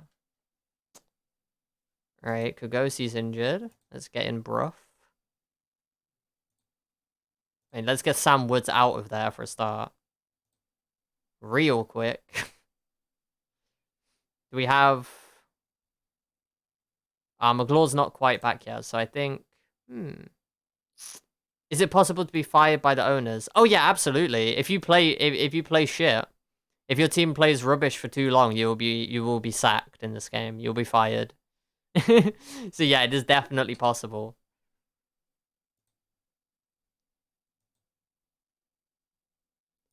Do I want to play Grayson as a centre back, or do I want to play? Yeah, I should do that actually. Seems good. Got some Williams is fine. Devitt's back. Let's get him in. Udo and James. Udo, you only scored last game because you scored a penalty, so you can come out. Luke James. Let's just play you. That'll be fine. We shall take Sam Woods on the bench. Okay, here we go. So how many loanies do we have involved? 1, 2, 3, 4, 5. Yeah, and it's just McLaw that's out because he's injured. So we will have to give this a bit of thought.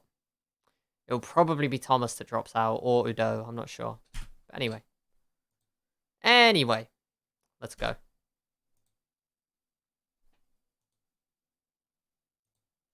Let's give you 41. It's almost like 1. It's just got a 4 in front.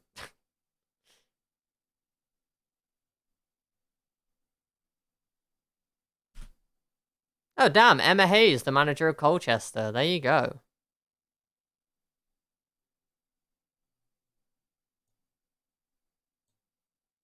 I do expect nothing but a win in this game, to be completely honest.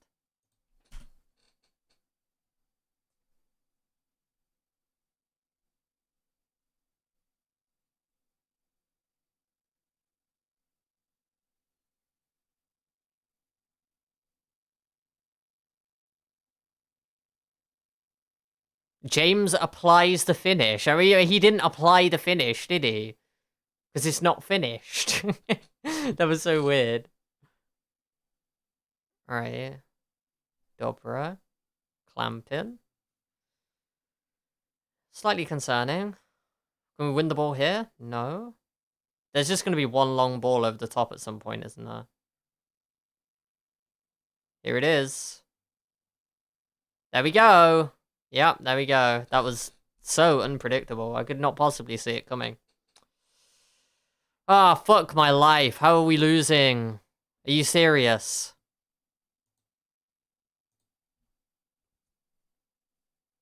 Okay, everybody loves some encouragement. Nice. And Zanzala scores from a long throw. Good stuff. Good stuff. Nice one.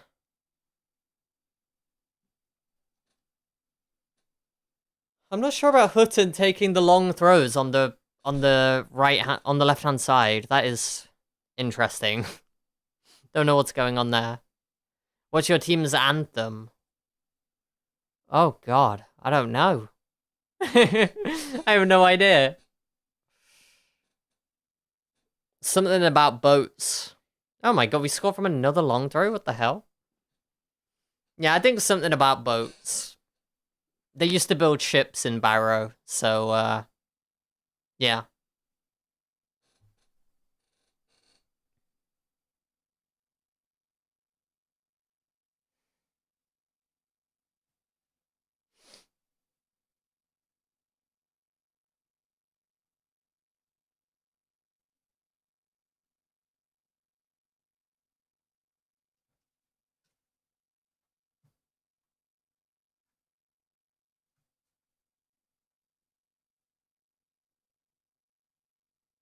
Robbie Gotts with a decent effort there, and it's turned around the post. Okay. And just over the bar from Matt Platt. That's a shame. Okay. Right, we are ahead at halftime. We have had the better efforts, but it's not super convincing, if I'm honest. Capable of better. Have you gone to a Premier League game? So I was a season ticket holder. I mean, in what time period? I haven't been to one for a couple of years. The last time I went was before the pandemic because I was a steward at Leicester.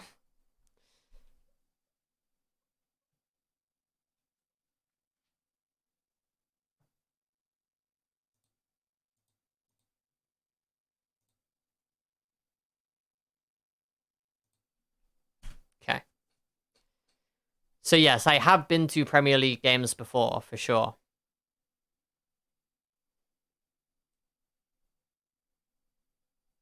Seems like a cool fan environment. Depends who you are.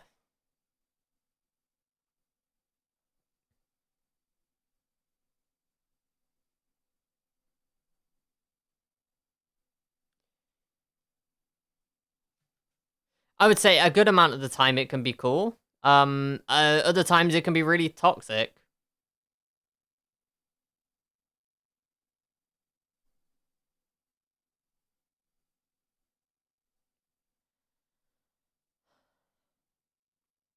So, for example, I live in a place where there's a large Asian population.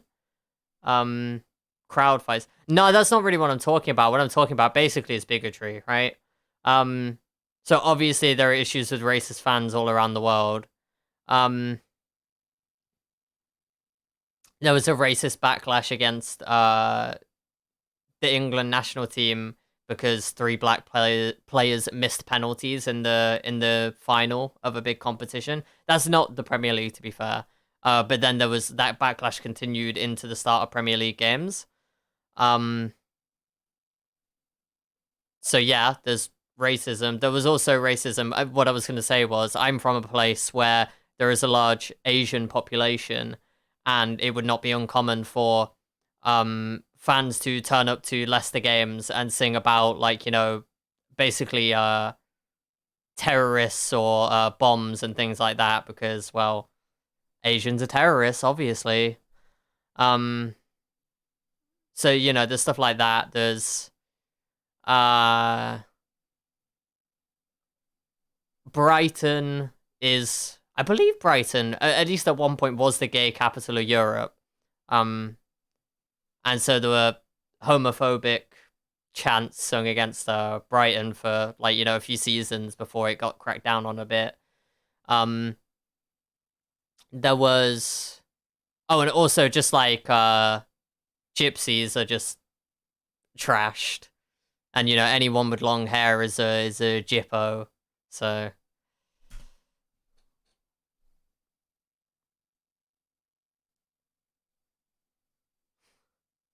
Strawberry, I assure you, they don't know the difference. They do not know the difference. But it would be closer to Middle East. It's not like Japanese or Chinese. It would be like India, Pakistan, but also yeah, Middle East. But yeah, mainly the population in Leicester is like Pakistan and India, but they don't know the difference. The people making those chants.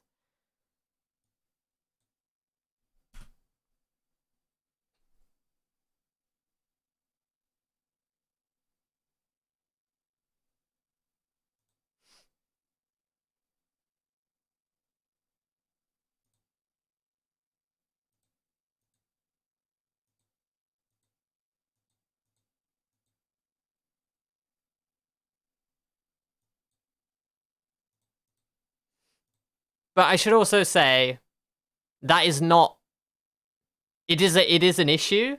Um, it's perhaps unfair to define the experience of going to a football game by those things, but I would say that it could definitely taint the way you you view that. Over here, we don't get much country versus country stuff. It's more states versus states. I guess part of the reason. Yeah, huh? I guess. I mean, there was obviously the controversy over Colin Kaepernick, so it's not as if racism doesn't affect sport in America. So there is that kind of stuff, and race is obviously tied to countries and nationalities in some sense. Um,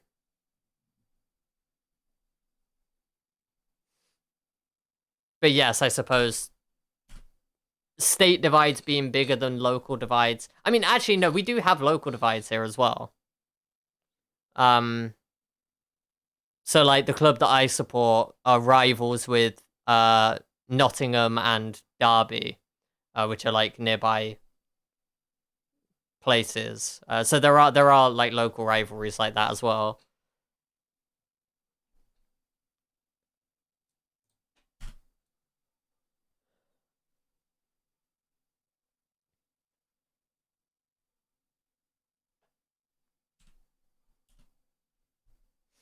Though I will say the rivalries in this area have cooled down in recent years because Leicester are in the top division and none of the other really close by clubs are.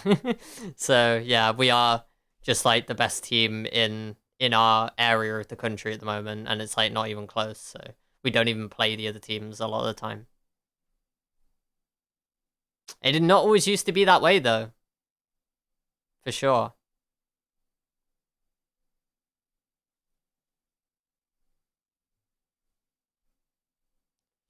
Not much racial tension except a few instances. Yeah, interesting. I can't comment on American sports. I literally have no idea, so I wouldn't know. Um,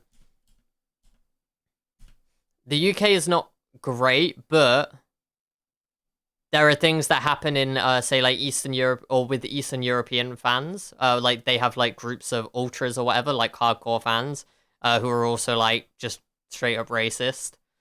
So like there was an incident recently where it was really fucking obvious that basically like a club was banned from having fans in the stadium because they kept being racist. Um and then basically what they did was they said, "Oh, well can we have school children go instead then?" And then they fucking primed the school kids to boo the black player whenever they got the ball. It's just like, for fuck's sake, how is that? Like, what? That's crazy. Excuse me, streamer, how far into season 1 are we? Good question. Welcome to the stream, Robit. We are 27 games in, so we are in the January window. We are third. We've got a 5-point gap over fourth now. We're looking decent for promotion, you know? That's exciting. So that's cool. But yeah, how you doing, Robit?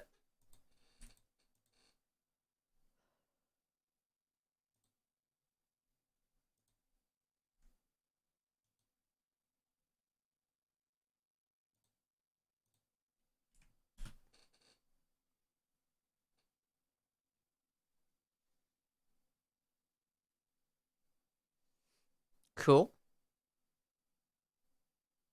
On the team they were supporting. No, no, no, no, no. They were away fans.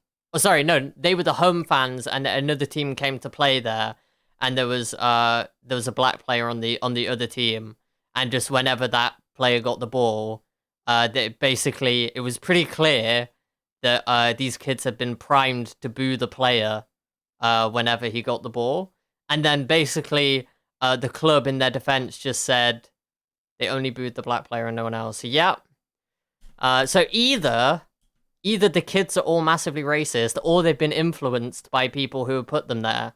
God, I wonder what happened. How mysterious. And then the club in response basically just played oh, how are you attacking children? They didn't do anything wrong, when it was so obvious what had happened. That was such a stupid situation. And just like really cancerous.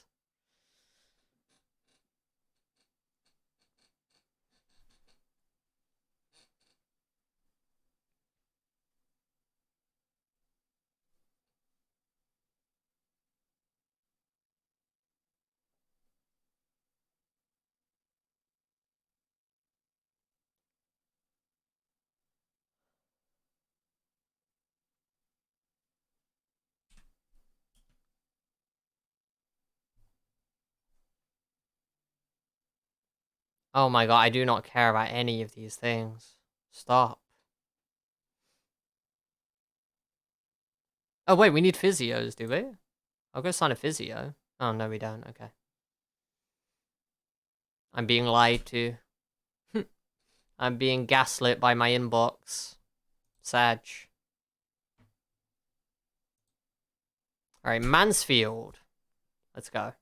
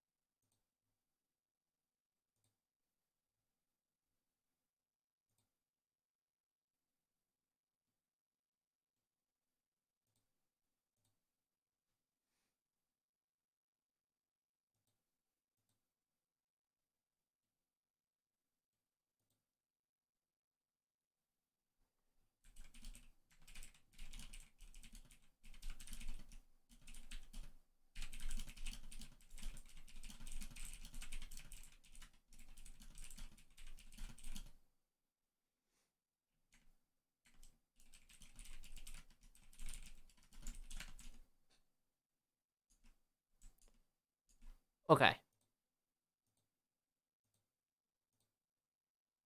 Loan approach for Walcott. Oh, okay, yeah, I don't care. They can loan him. That's fine.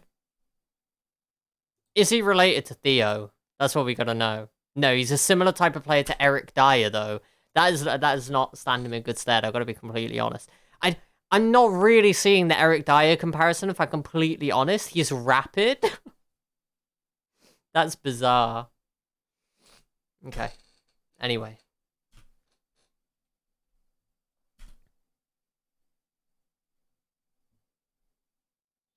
Any need to feel just changed side? Oh, we have, No, we don't have McGlaw back. How is he still not back? What the heck? Bro. What the heck, bro? Okay. Bro. Yeah, this is all fine. Let's just go with the same side.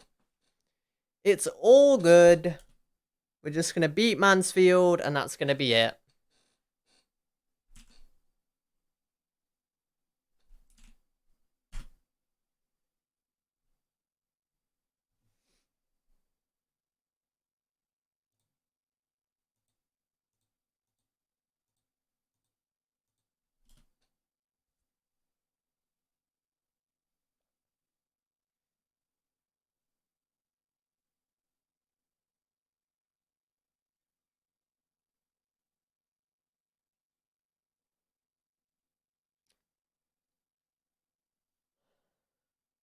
Okay, so we're getting shredded down our right side, apparently. Doesn't matter if we're winning, though. We're not winning. Sag. Gots was offside. That must have been a close one.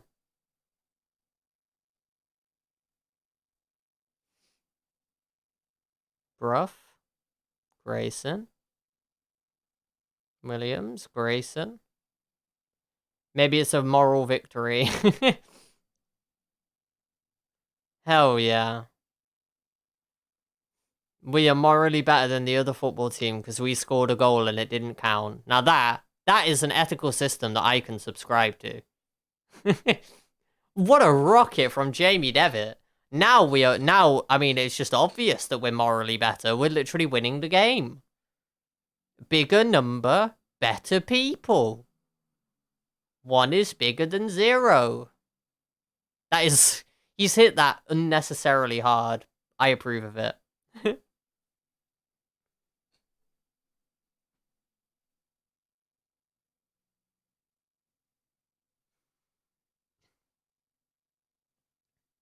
When the other team goes back to the locker room, they know who the better team is. True. True. And they also know, just like their own moral repugnance, you know? They're just made so aware of that fact by losing. They're going 2-0 behind. They do need to absolutely check themselves.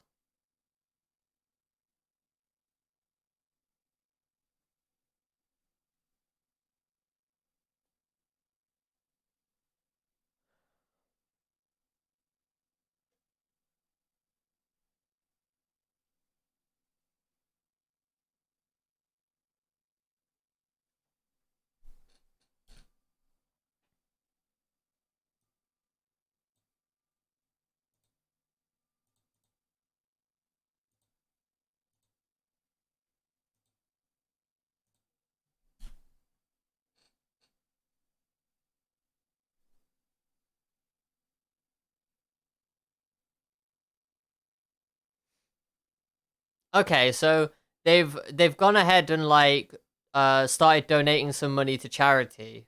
So that it's now 2-1, and they are recovering their moral standing, but they are still morally inferior. So, you know, we've got that going for us. So far, we're still doing okay on the moral front. It must suck to have to play in the rain.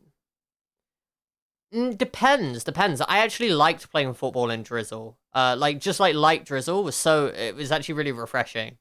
I really liked that, and I liked running in drizzle as well. Devitt's gonna score here. This is taking so long, he has to score. Oh my god, he hit the bar. Okay.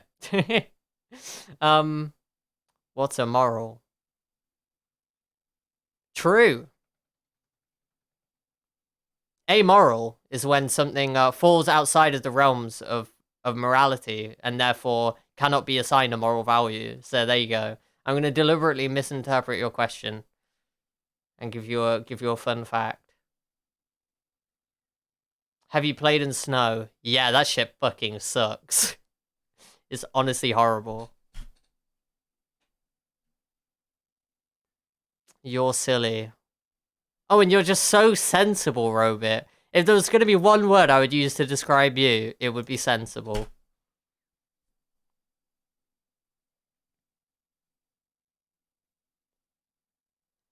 Second in the league. Let's go. This is huge.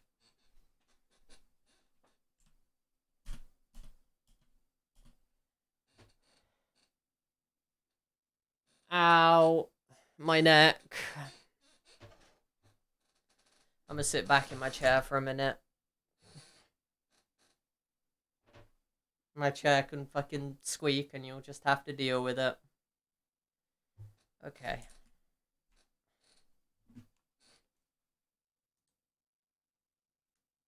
Players removed from shortlist. Ah, yes. What do you think of tennis? How they will time out and postpone the match if it rains? Well, obviously it depends on how much an altered playing surface will affect the game. So, for example, they'll do the same thing with cricket as well. And with football, if the rain gets too bad, they will call it off for a waterlogged pitch. Like, if the pitch is literally, the ball doesn't move properly on it, and it just gets stuck because the pitch is so wet, then they will call off games in football as well. And they do that with snow if snow gets too heavy as well. But I think it makes sense. It just depends on how much the game is affected by the weather. With football is less affected by weather than tennis, and also cricket, because cricket gets called off more often than football as well. Out there just weathering the storm.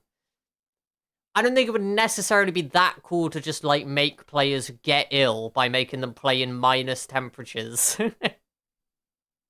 That sounds quite bad. Alright, so they just think we need strikers. That's it. They think we only need strikers. Okay, well, I would quite like to add in... maybe this is fine, actually. Add in DLP. See if they've got anyone for me.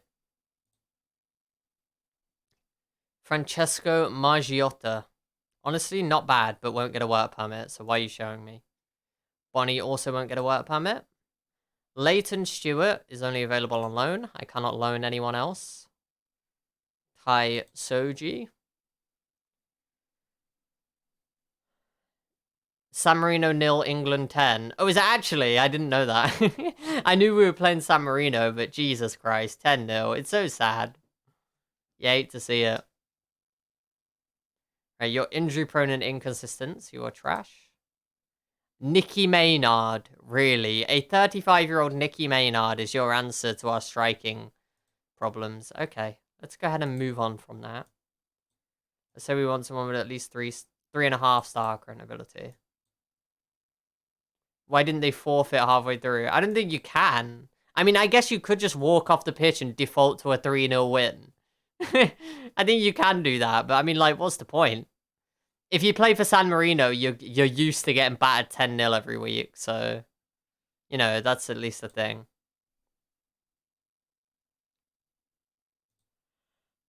Okay, let's go 2 weeks.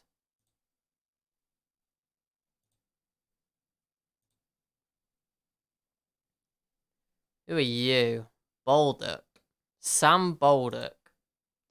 Wants too much money. Not bad, though. 16 work rate is kind of tasty. He's not bad, but he's 32. His legs are going to fall apart. Akpala is 35 and wouldn't get a work permit. Ryan Cassidy's a loan option. So are you. Norwood is not going to join.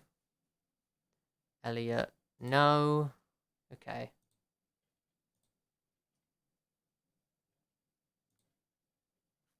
Lee Tomlin. No. Where's Houlihan? He's 39. No. This guy, 36 and won't get a work permit. My scouts are such trash. It is insane how bad they are at their jobs. It is actually crazy.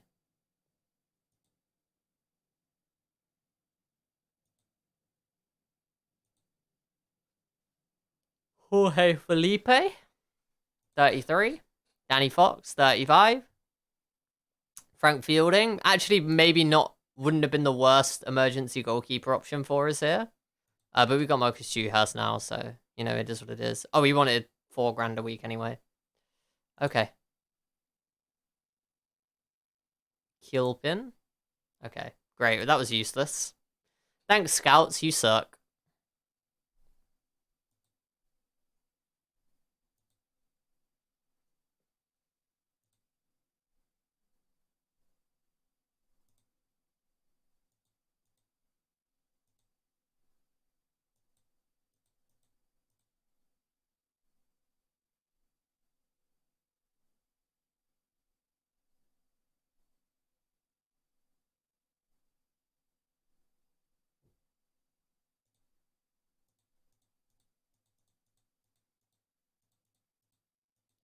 Alright, Newport.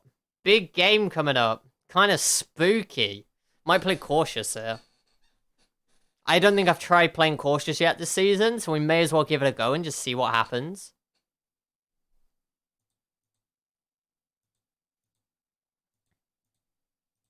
I'll tell you what, I've got to say, one thing I do like about Barrow's badge is that it is so chunky. Do you know what I mean? It's just kind of satisfying. Like, the actual badge design itself is not that great. It's a bit boring, to be completely honest. But the shape of the shield and all that, and then the banner at the bottom, it's just like chunky, you know, so it fills a lot of space. I do like that about it.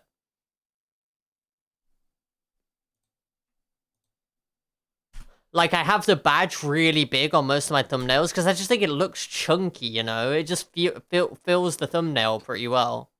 So that is something I appreciate about Barrow's badge. Like, if you look at it compared to Newport's badge, you couldn't fill half of a thumbnail with Newport's badge. Because it's just not, like... Because it's circular. It just doesn't fit quite in the aspect ratio properly. And it would look weird if it was really big. But Barrow's badge is just really good at looking good even when it's really big. Because it's just the right proportion and it's chunky, as I said. So yeah, I like Barrow's badge. I think I like that about it anyway.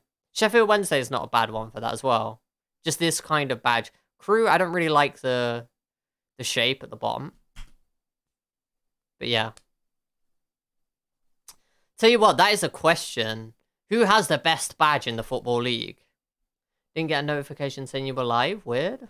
Oh, that's poopy. What the heck? Welcome, Ryan. Twitch has got a conspiracy against me. What the heck? Ribbon is pretty small, so it gives more shield space. Yeah, could be. But I mean, most badges don't have a ribbon at all. But this is a good question. Who has the best badge in the Football League? Because it's definitely not Barrow. Because the actual design of the badge is kind of garbage, honestly. But who has the best badge? I wonder. Let's look it up. Best badges in the Football League.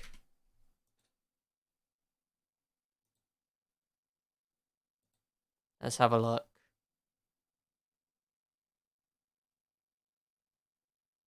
Definitive ranking of 2021 Premier League badges. Who's got the best badge in the Premier League then? Go on. Go on, hit it with me, joe.co.uk.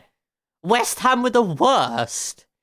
Bro, you serious? Oh my god. West Ham's badge is actually kind of cool. Right, who's got the best? Leeds? What? Oh my god, imagine being that incorrect. Palace, cool as fuck badge actually with an eagle. Cardiff. Interesting. Where are you guys? Good question. Very good question. Second in the league. Hell yeah.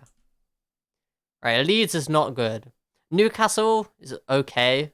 Southampton, kind of nice badge. I don't mind it. Crystal Palace, that is a fucking bomb badge, actually. That is actually sick. Crystal Palace might be the best in the Prem. Liverpool's okay. Sheffield United's fine. Everton's fine. It's actually pretty good. Aston Villa's a bit boring. West Brom, actually not too bad. That bird do be kind of cute, actually. I don't mind that. Tottenham, meh. West Brom is just better than Tottenham. Fulham's fine. Chelsea, meh. Don't really like it much. Arsenal's pretty good. Arsenal have a good badge. I'll give them that. Man City, not a huge fan. It's okay. Wolves are actually kind of sick. Wolves should actually be way up there. Leicester's badge is, like, mediocre. It's fine. Burnley, kind of trash. Man United, kind of trash. Brighton, probably too simple. I think it's, like, almost good. But again, like, West Brom are just winning on the bird game. West Ham, actually decent. So there you go. Oh, right. You were talking about my badges. Sorry. I was tabbed out into full screen, so I couldn't see. Tottenham's bird is on top of the ball like a champ. Yeah, but it's just like... But the bird design on the West Brom badge is just better. New ones are too clean. Interesting. No, I do like clean badges. I do like clean badges. Let's have a look at League 2. Cheltenham, honestly, kind of fuck with this. I think this is actually good. Which I know doesn't really match with what I just said about the Tottenham badge, but... Northampton, I guess that might be one that you like then, Robert, I don't know. An elephant! Oh my god, an Inugu! Wow!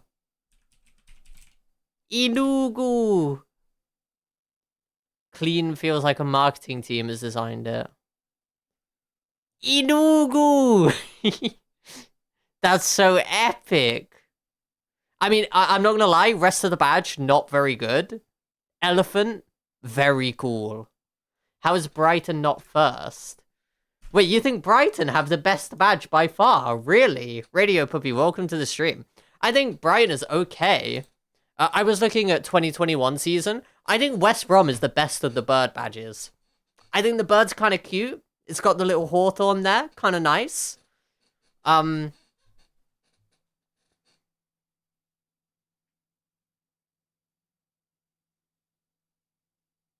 Badges should be designed by some dude called Daryl in a dusty shed.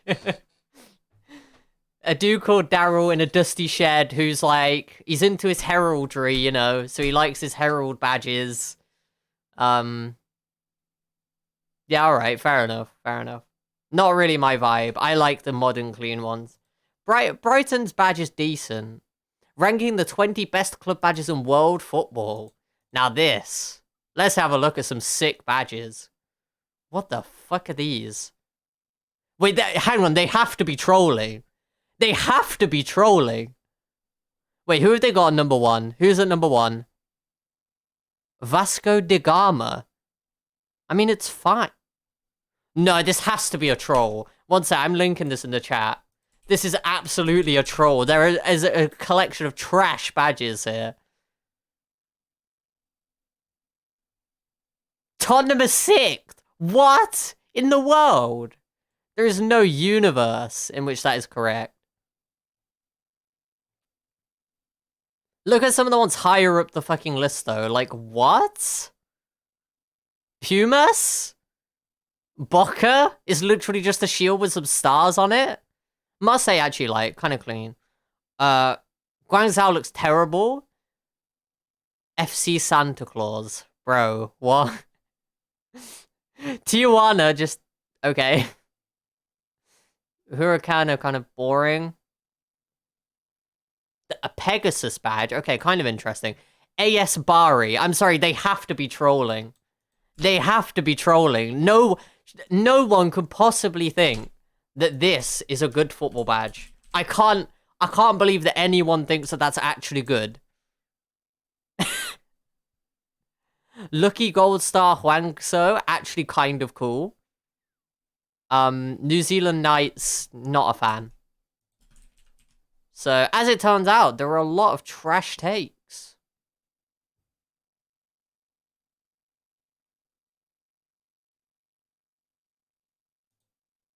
Okay, anyway. Have you been on Twitter tonight? I'm sure I have been on it today, but I haven't seen anything in the last few hours, I think. Why? What's happened, Ryan?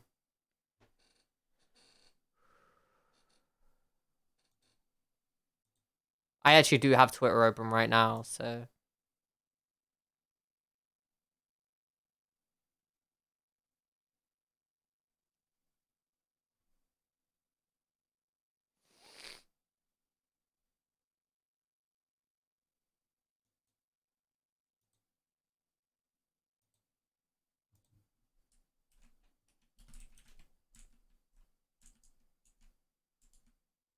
Benji and Scooter are having a polite disagreement.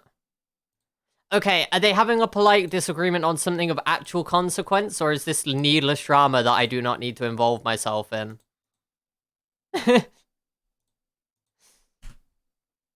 it's something worth genuinely talking about, I might talk about it. If it's not, I'll keep my nose out, because I try not to get too swept up within, like, trivial shit. I mean, I'm not very good at it, you know, it still happens, but yeah. Roma badge is great. I liked the Roma one, I think. Yeah, Roma's good. I like the colours for Roma. Scooter is always having a disagreement. I mean, to be fair, though, a lot of Scooter's disagreements that I've seen are just him being based and calling someone out. I could be wrong about that, you know, I'm not gonna take responsibility for defending anything that you said, but most of the time when I see Scooter talking to somebody about something, he seems like a reasonable guy. Celtic badge is your favourite. I think there might be a bit of favouritism going on there. Like, as in a little bit of bias because they're your club. I don't know. Just getting that impression a little bit. Okay. Hutton, Brough, Gotts, Williams, Devitt, Zanzala, James. Yeah, we just stick with this team. We stick with it.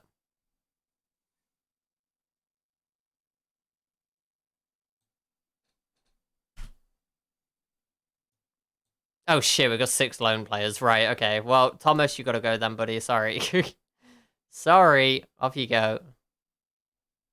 Okay. Tyler McLaw's just coming back.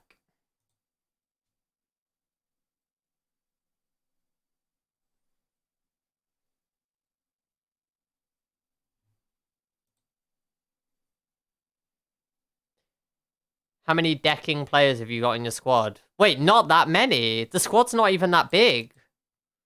I mean, we have about 5 players that I don't want and can't get rid of. But the squad is not that big. 27, that's... If I've got 27 players and 5 of them are shit, it's a squad of 22. That's actually a really small squad.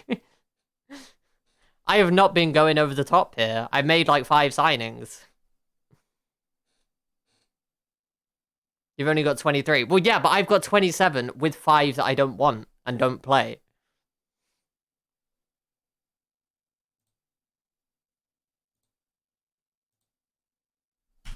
Okay, let's go.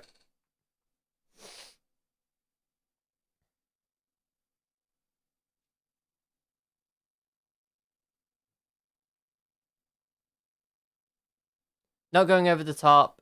Who are you and what have you done? So what happened is I had no wage budget and no transfer budget. So every single player I wanted to sign, I had to sell someone for. So I ended up with 6 loanees because my goalkeeper... Oh yeah, my backup centre-back, who was my only permanent signing that I made in the summer, managed to injure my first-team goalkeeper for up to, I think it was 3 to 4 months. So we had to loan in an emergency goalkeeper. No money excuse, but you had like 37 trialists. I'm not gonna lie, I actually didn't. I just went for loans. I just got a team report on every team in the top 2 divisions, and then loaned in the decent players. So I actually only have 1 permanent signing. That said, this summer, there's a goddamn fire sale happening, okay? Half of this squad is getting out if I can get rid of them. And I am bringing in my own technical players. I'm happy with our domination of possession or something. I don't know. Whatever. I have realized we are playing Newport here, but... So you might have a fiver to spend. Yeah, we'll see.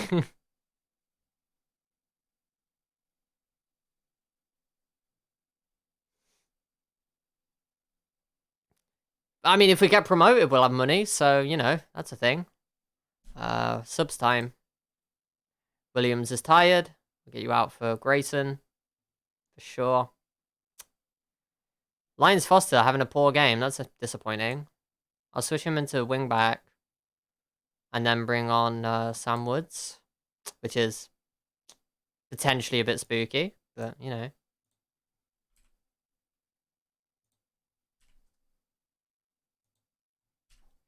Right only, and right. Okay, yeah. I'll have them this way around then. Tenor. Might be pushing it a bit at a tenor. We'll see. Alright, I think I'm fine. Oh, Jesus. Devitt! Oh, what a save! And then Platt just decided to give them a goal kick. I will absolutely take a draw here.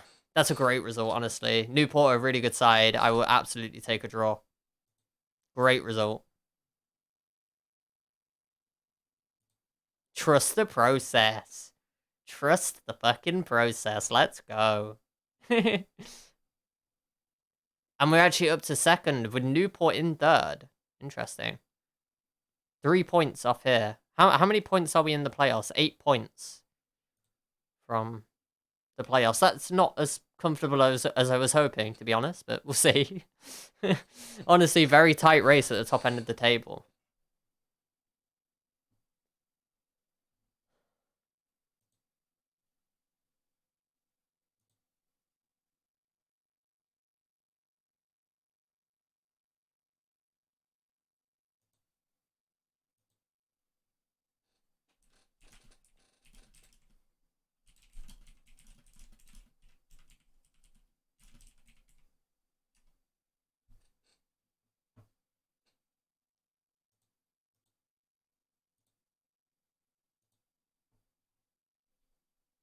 Five unbeaten for Barrow following draw. Let's go. Love to see it. I don't know why I keep getting recommended just absolutely garbage players by my scouts. It's really annoying. If they could just do anything that was not that, it would be great.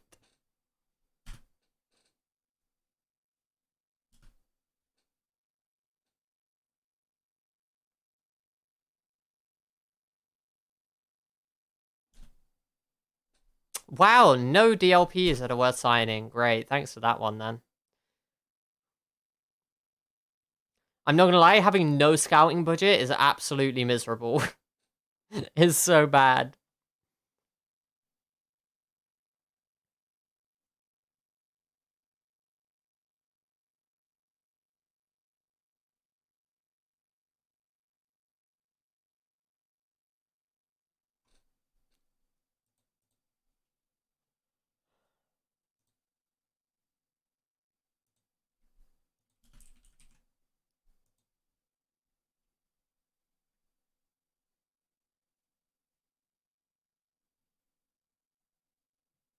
Macron changes colour of French flag.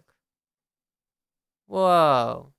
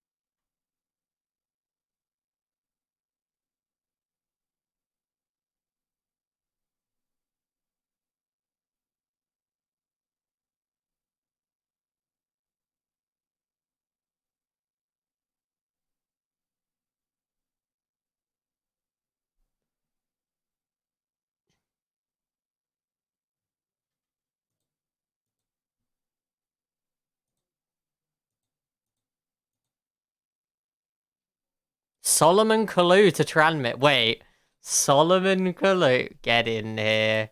Get in here, Kalou. We need some star power. He'd be so sick to have up front for 6 months. That'd be so funny. I'm off to bed. Hope the rest of the stream goes okay. No worries, Ryan. Thanks for being here for a while. Very much appreciated. I hope you're good. I hope you have a good night.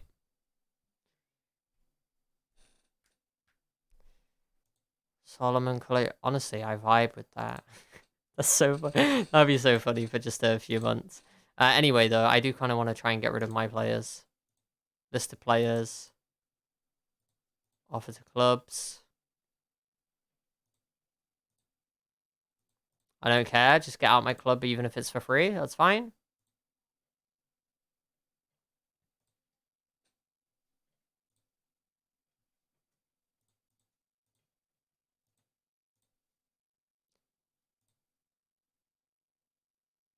Oh, you're loan listed. Okay, yeah, well, I won't bother with Maloney then.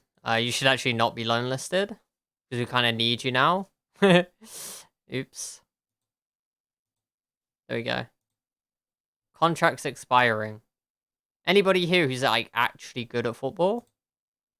That we would miss? Not really. I don't think we miss any of these players if we go to League One. I think actually basically everyone in the squad is expendable for League One. That's my opinion on it. Right, Connor Brown, we've got bids from Harrogate, Halifax, and Aldershot. Sure thing. Wait, why did it... That's so stupid. Do that. Cool.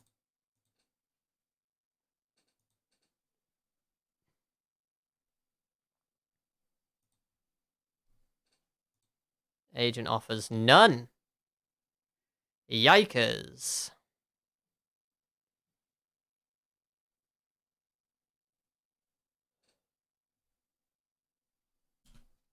Okay, continuing. Let's see. Any agents can offer me a free transfer? Any free transfers? Any free transfers? Any free transfers in the agent offers box? Hell yeah. Tom Flanagan, centre-back. 30 years old. Wide centre-back. 10 crossing. He's alright. Decent ball player. He's not bad. He's on $4 grand a week, so not sure about that. Luke O'Neill. 3.5-star wingback.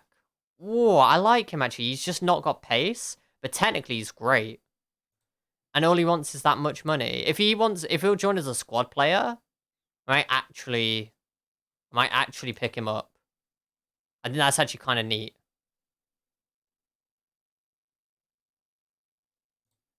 Let's see if I can offer a trial. See what happens. But he is very interesting.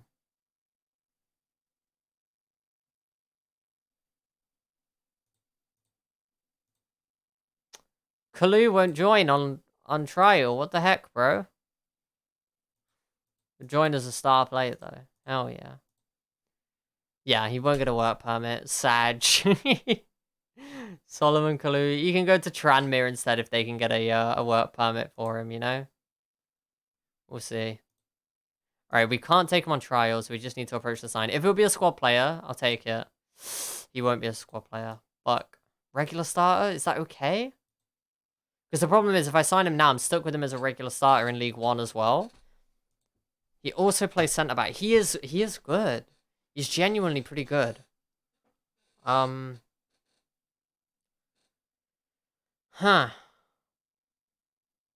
He's played really well in the Vanarama North this season, sorry. He's way too good for the Vanarama North. That much is obvious. Let me compare him to, like, Hutton. Because the thing is, he's 30 as well. Okay, he's better than Hutton. He's also professional personality, so he's a great tutor. I think Luke O'Neill is actually pretty solid. He can be regular for 1 year, and then we sell him at the end of next season or something. I think that's fine. 950 a week. That's cheap, you know? That's fucking cheap. That's completely fine. Kind of want him on a 2-year deal, though, so I can sell him. Let's go down to 750. Okay. 2 years on 850? 900? Yeah, alright, I'll take that. 900 quid a week. 2-year deal, Luke O'Neill. I think that's good. I'll train him to play left back as well if I can. That might be a bit difficult because he's 30, but we'll see. Honestly, do not hate that at all. I'll probably delay it a little bit, but if I can. And just ask for confirmation, like, you know, 3 hours before or so. Just to check that there isn't anyone else insane I want to sign instead.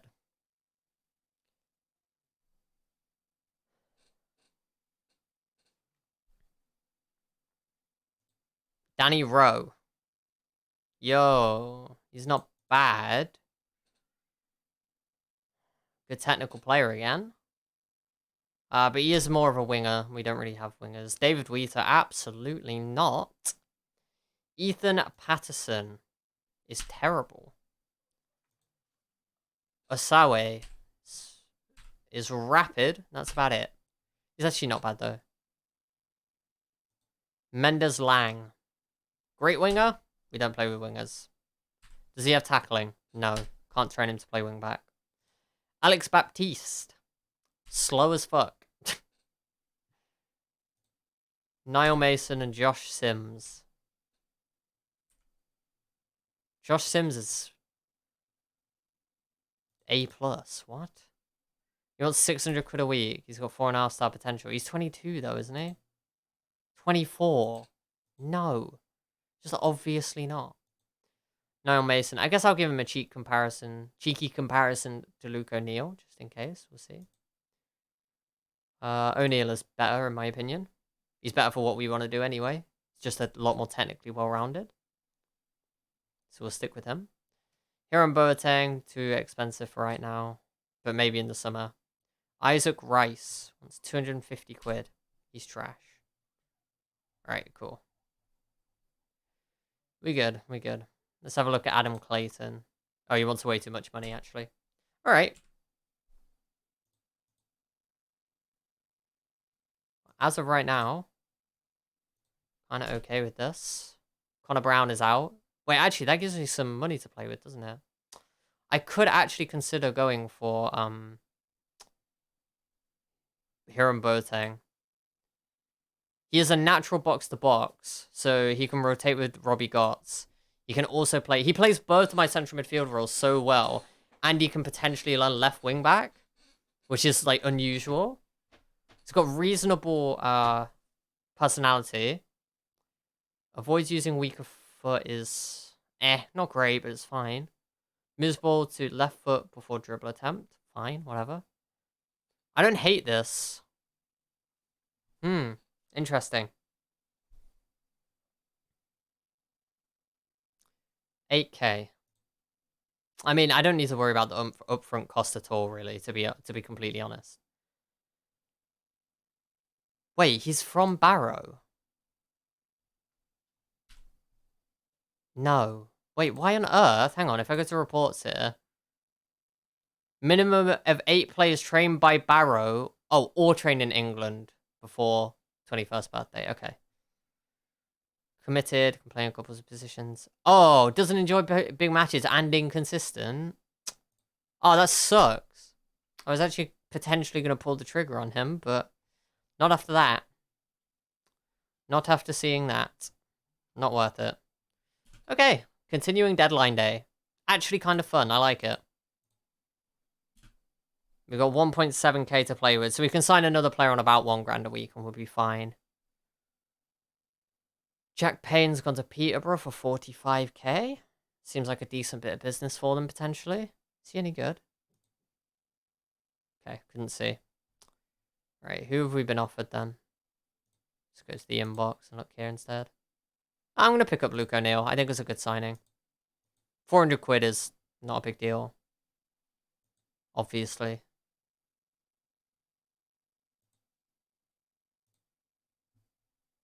Wayne Routledge. Okay, Wayne Routledge up top. Yeah, not convinced. Well, actually... No, he's 37. He's 37. What is happening to me today? So, signing 37-year-olds? What am I doing? Am I insane? Poop. Excellent, Robit. Thanks for that. Right, Kenlock is great, but... expensive? 1.1k is not that expensive. Report says... has a little bit of room to grow. Enjoys big matches. Nothing about consistency. Okay. Enjoys big matches is good, though. 13 work rate, I like that. Good pace, good crossing. Good. I mean, just a good technical player, for sure. If I compare him with Bruff. Oops. Compare with Patrick Bruff. I mean, yeah, his technicals are really where he shines compared to Bruff.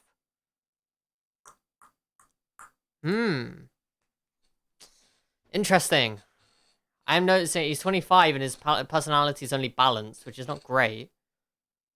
But as far as like a technically competent wingback that also covers centre back and isn't actually bad at it, like you can actually cover it. You could even cover libero, you know? Oh shit! Actually, I think that's the clincher. I think that is the clincher. Is it possible to go power play all season? What do you mean by power play, Strawberry? Oh, oops, I didn't mean to make a fucking... I kind of think Miles Kenlock might be a bit of a shout, to be honest.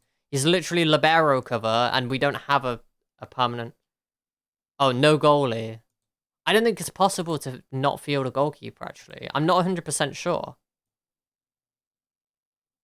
Yeah, I think it's actually not possible to not field a keeper.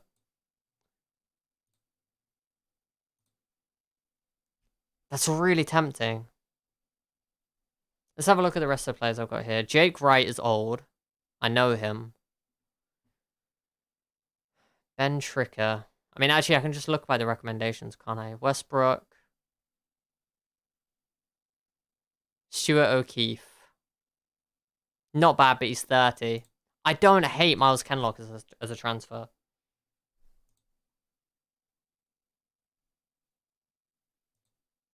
$4.5 grand is nothing, you know?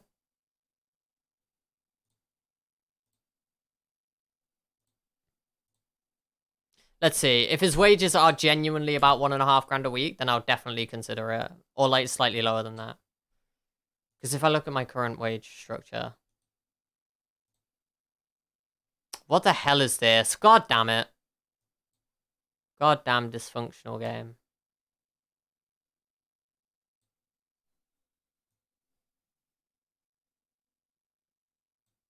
Okay.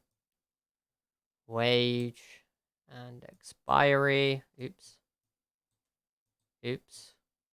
There we go.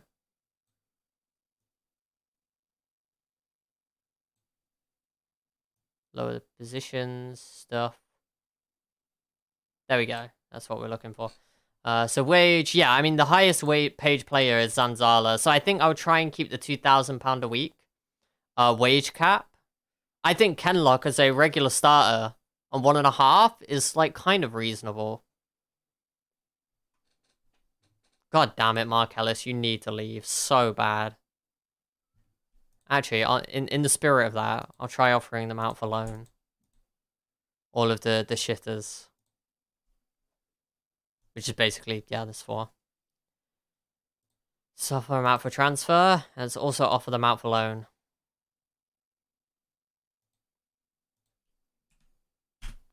Just see, I just want to get them out just to get them off the wage books.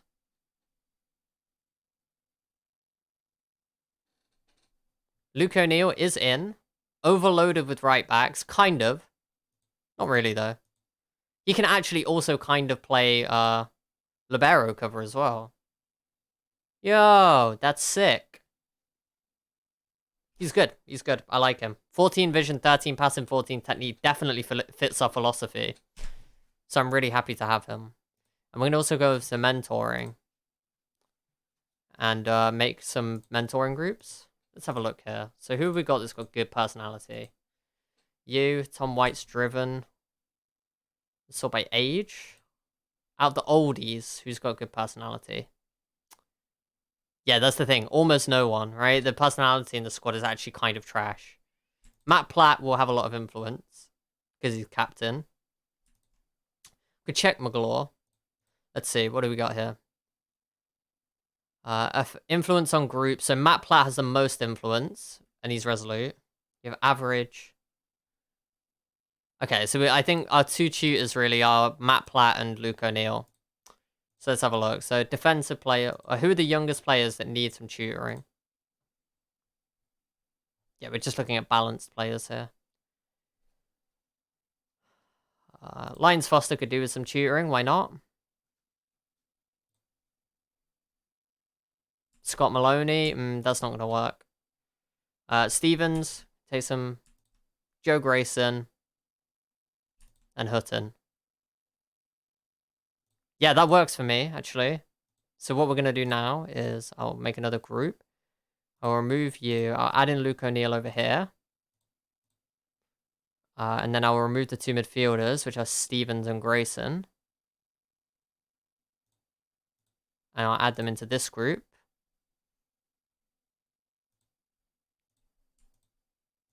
This is how I do my mentoring, by the way. It's just an organizational thing.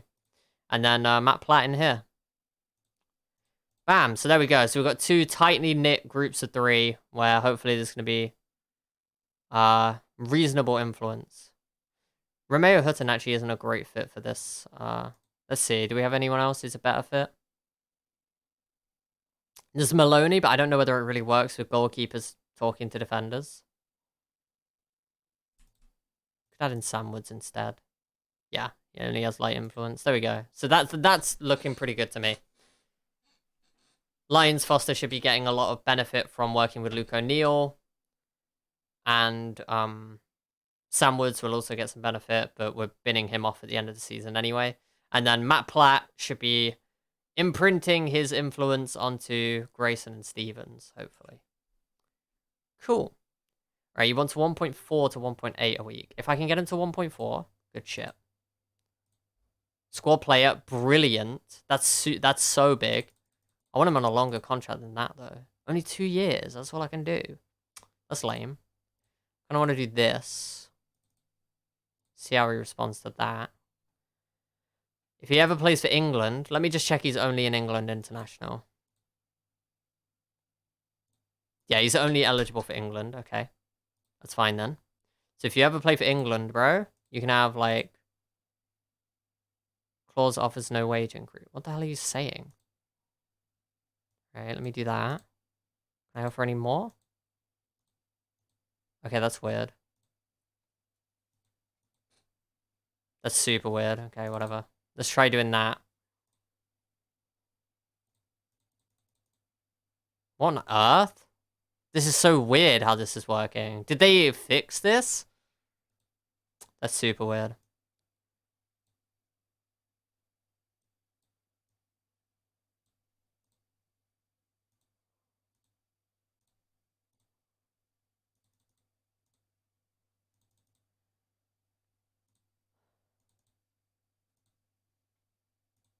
Yeah, but if I minimize it, then I'm no longer allowed to offer 1.7. Okay, that's super weird. Okay, hang on. Let me just reset this real quick then. So basically all I want to do is that. I want to remove this. I want to add in a contract extension after promotion. Usually players don't get mad about that. And like, if I can knock you down to say 1.2, what do you say? Fairly promising. Brilliant. Right, you're going to need to be 2 years though. Not going any lower than 2 years. 1.3k? What are you saying? Okay. You're being ridiculous, Mr. Agent. Let's boost up these a little bit. Bro, are you kidding me? Right, fine.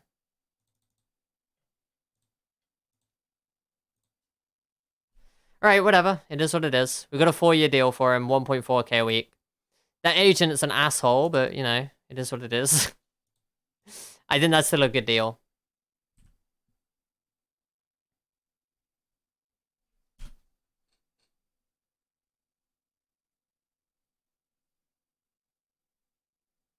is someone else who can make an impact on the squad right now, will still be useful and won't get unhappy next year, and offers cover in more than one position. So, I like it. He has been playing his trade in the Championship and League One for multiple seasons, so he should have experience as well if we get promoted. So yeah, I do not mind Miles Kenlock coming in whatsoever. I think that's a pretty good signing. I'm happy with it. I'm not gonna lie, I did not expect to be making transfers on this deadline day, but well, we have, so that's interesting.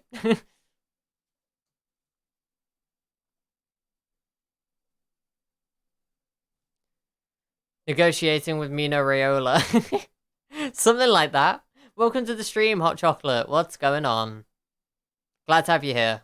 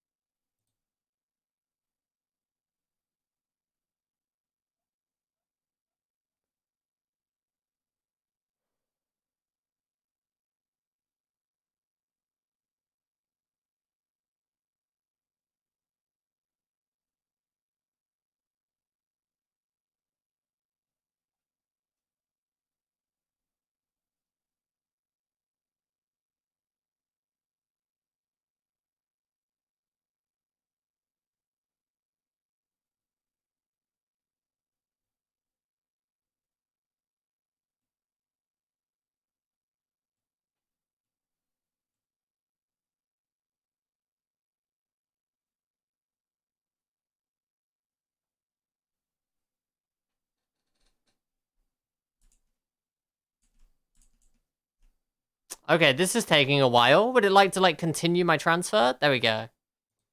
But yeah, we're making some deadline day dealings. Hot Chocolate. How exciting. We brought in Luke O'Neill on a free transfer, who I actually really like. He's 30, so I almost never make signings like this, but he fits our profile of being a really competent technical player. He was really cheap. I think we got him on a reasonable contract. £900 a week is not a lot at all. He has a great mentoring personality, and he covers two positions. He covers the libero position, and he will mainly play at right wing back. So I'm actually really pleased with Luke O'Neill as a signing. I think he's good. The second signing that we're going for is Miles Kenlock. Also covers both libero, and yeah, he could play wide centre-back, but libero is mainly what I'm looking at. And will be able to play left wing back. He only wants to be a squad player, which means he's not going to be mad if we get promoted this season. He gets a 4-year contract if we get promoted, so we lock him down for a good while. We're signing him for $4,000, and he's not breaking the wage structure. Again, technically competent player, and also genuinely covers a centre-back because he's 6'1" with 12 jumping reach. So I'm happy with both of these signings. A lot of bolstering of the defensive line.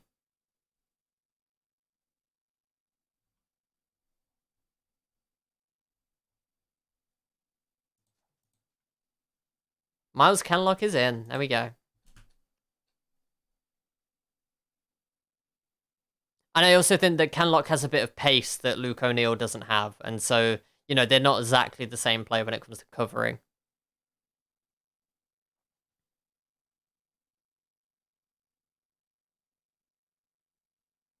I was going to sign Hiram Boateng, but then I found out he doesn't like big matches and was highly inconsistent.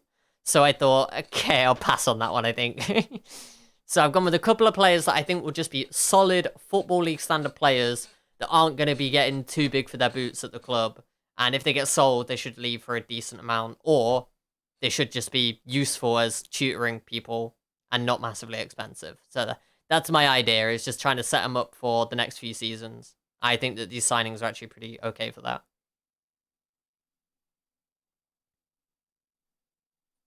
Or at least don't actively harm it.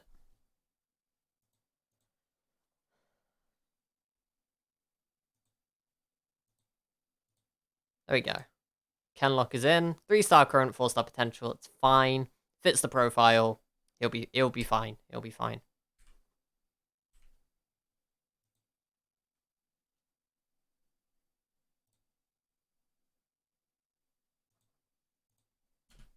Just gonna go ahead and quickly say, it's been a long time in the making. It was multiple hours in the making. Yes. It was absolutely just a deadline day buy, but it's not a panic buy. I'm not panicking. Copium.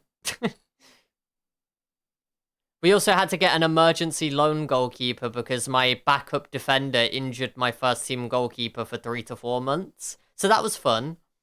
We've now got 6 loanees at the club, which means I'm not allowed to take them all to one game, which is great.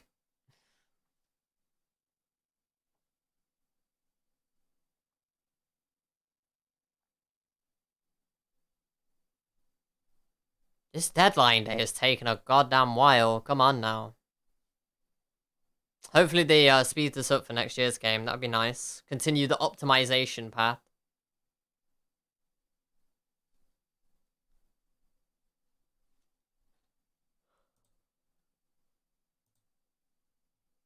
I'm not gonna lie, I'm excited for Elden Ring, by the way. Which, I'm saying this, I don't even have a machine that can play it yet. I want to play goddamn Elden Ring, okay? That game looks so good. I think there's a pretty good chance it will be one of the best games of all time, which, it should be, to be honest, but yeah, it looks amazing. That's just a completely random tangent for you there, but yeah. Gotta respect the loan spam. You can't... One does not simply not loan.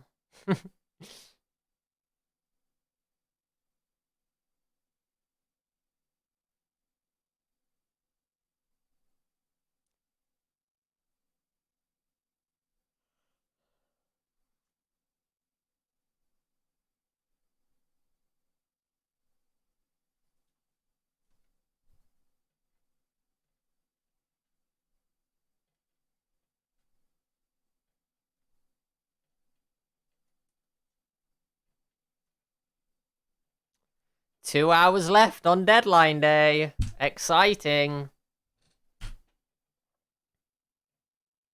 Okay. It's fine. Unfortunately, we weren't able to get rid of as much deadwood as I was perhaps hoping for, but we got rid of 1, and then we brought in 3 players. Which is interesting. Oldham were the biggest spenders, spending £10,000. Mansfield signed 6 players. Is that on deadline day?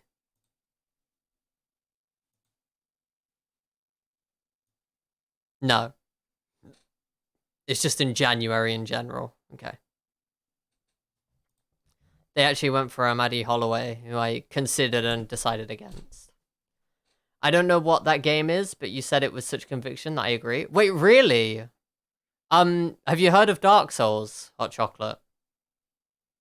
Because Elden Ring is, one of the most hyped games around at the moment. It's coming out in, February.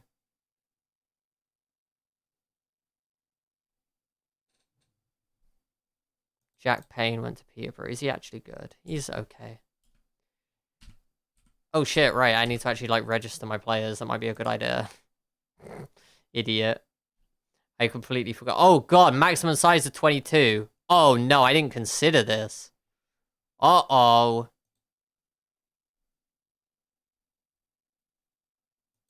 Okay, someone needs to leave. Someone needs to be unregistered. Who is the most trash player here that can be unregistered? Jason Taylor, I'm sorry, buddy. I do not need you registered. I just don't. Must not be very hyped. Pepe laugh? Pepe laugh? That's crazy. I can't believe that someone hasn't heard of Elden Ring.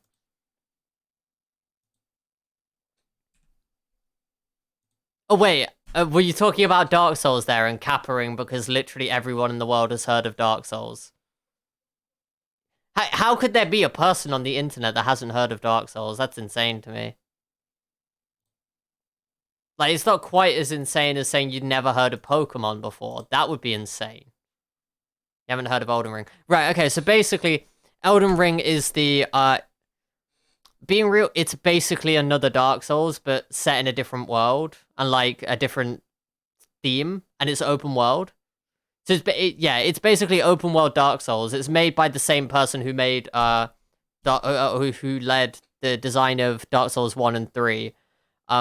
And also, a lot of the world building was written by George R.R. Martin, who did Game of Thrones. So, I mean, that's an interesting combination. But yeah, it just looks fucking incredible. It's basically, yeah, it's going to be an open world RPG that plays like Dark Souls.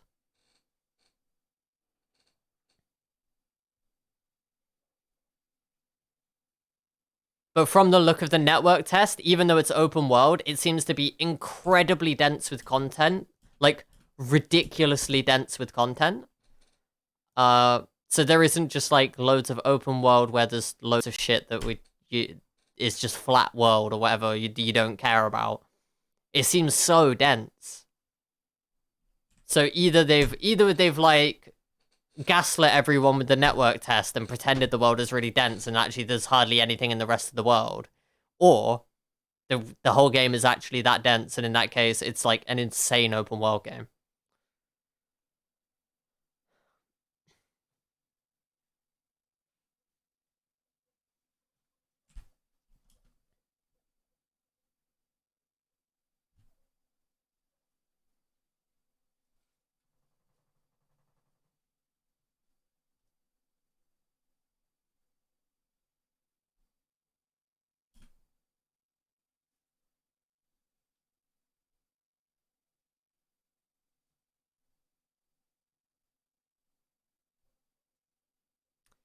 Wouldn't be the first game very hyped open world game to gaslight us. Yep, true. No, it's true. It's true. Look, yeah, there is that risk, and I have been concerned for months about the game because I was thinking, why would you take Dark Souls, which is a series which is so good because of its verticality and its level design, and like just a very, very clever level design in the way that it interconnects with world design. Like that is so good, and it's just like taking that and making it an open world. Why would you do that? But it seems like they've done it really well because you still make use of verticality. There's all sorts of like there's still a way of connecting up these different areas that is still really satisfying and reminiscent of earlier Souls games, which I was really happy about. I just hope that the whole game is actually like that.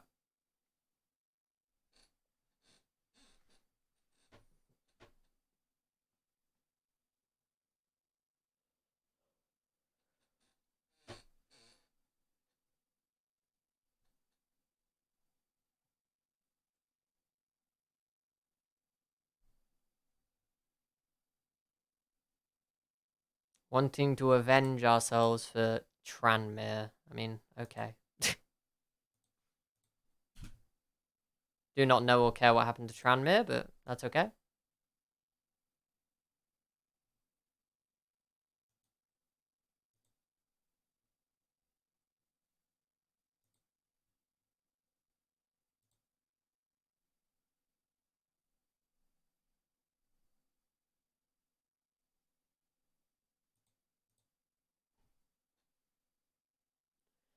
Okay. So they are 14th, so we should be, like, winning, hopefully. That would be nice if we could just win forehead. But we'll see. We'll also see who's fit and whether we want to be playing our new signings, Kenlock and O'Neill as our wingbacks. Exciting. Exciting times. The game's postponed? Oh, for fuck's sake. Alright, whatever. Let's go to the Hartlepool game then. It's fine. It's fine. We'll go to Hartlepool. That is a bit annoying, though.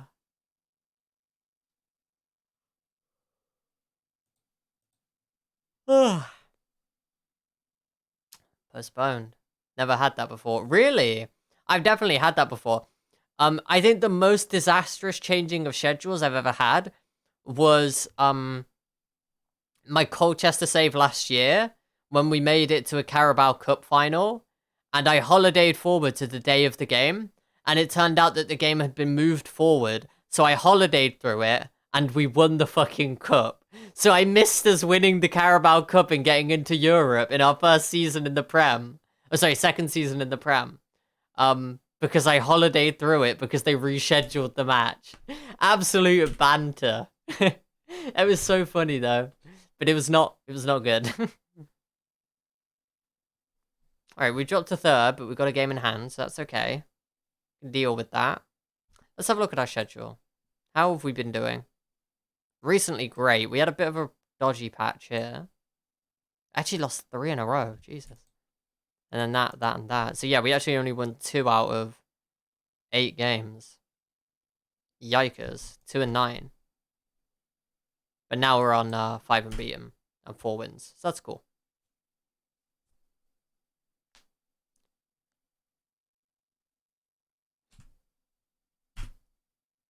Oh god. Tired.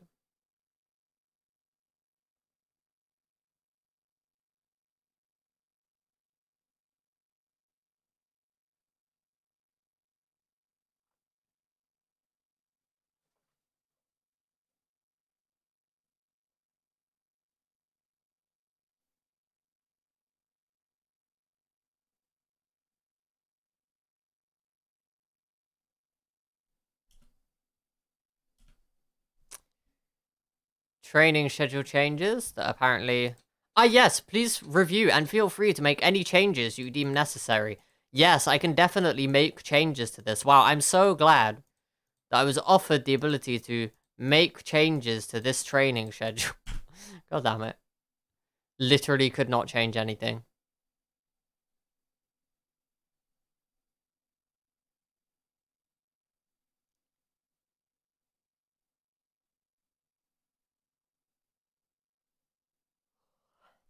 Decrease the transfer revenue. Shit, that's really bad.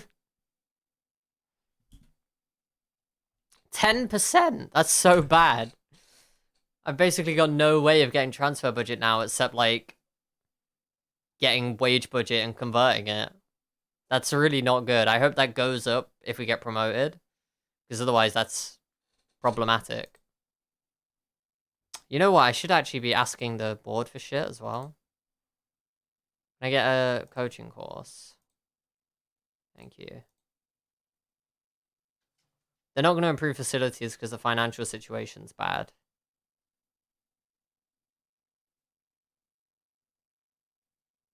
Will they let me have an extra coach? Let's try that. What else do we want to try? An extra scout, because our scouting system sucks. Let's see if they say yes to any of that.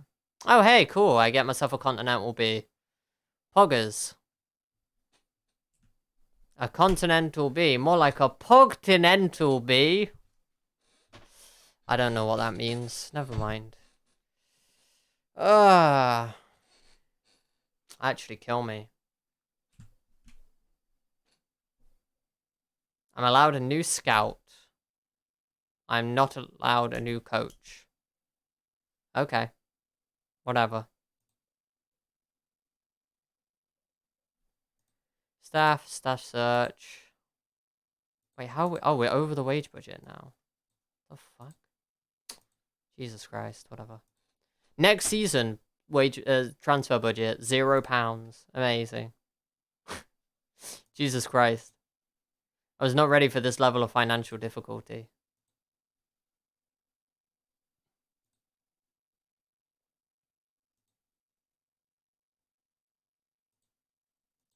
$12, $10, $10. Chris Kamara.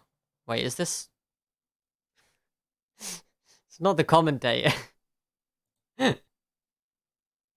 What the heck? What are the chances?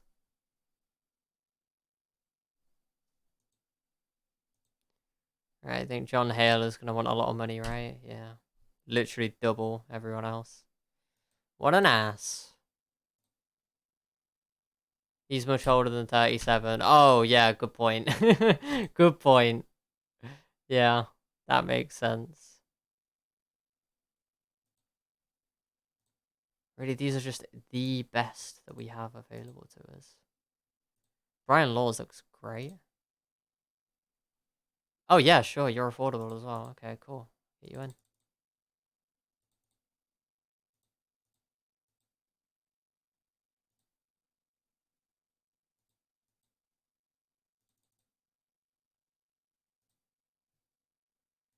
Come on, bruh. Your snail is sleeping. My snail is almost always sleeping. Stinky goes to sleep after like 30 seconds. Or maybe a minute. Maybe 30 seconds is a bit harsh on him. Do you give him chocolate?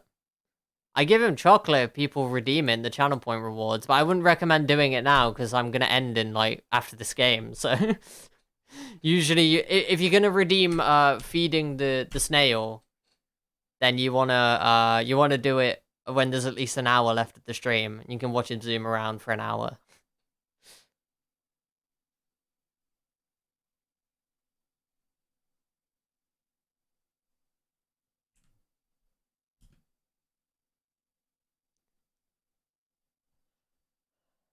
Didn't realize it was a redemption. Hell yeah.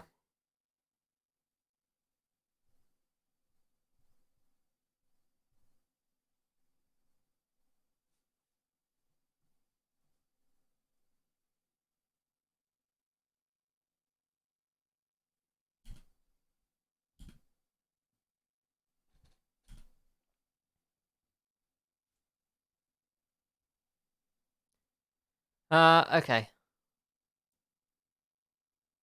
So Miles Kenlock and Luke O'Neill are both available and both match fit. Poggers. Everyone's match fit, to be fair. So both Bruff and Hutton have been kind of mediocre.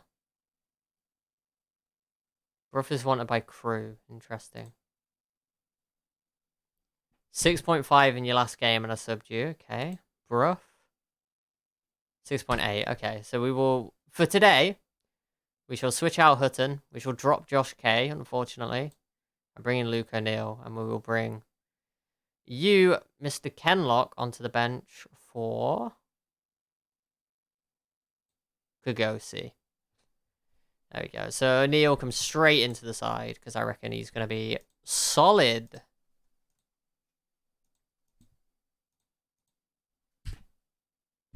I mean, I'll just check. I'm pretty sure there's no point me trying to train him to play left wing back, but we'll see.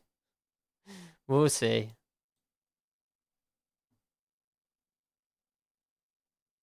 Whoa, I hadn't noticed all of his player traits as well. Gets forward whenever possible, plays 1-2s, tries to play our way out of trouble, tries long-range passes, possesses long flat throw, and crosses early. That's bizarre. That's so many traits. Jesus. The scout must be very hyped on Luke O'Neill. Where did he come from before he went to Kettering? Okay, can you go away? Wimbledon in League One. So he went from League One to Vanarama North, and now he's back in League Two. Interesting. Fair enough. He's probably, well, hopefully he's going to be back in League One with us this year, but we'll see. Yep, Sanzala and James, Devitt, Williams, Gotts, Ruff O'Neill. This all looks fine.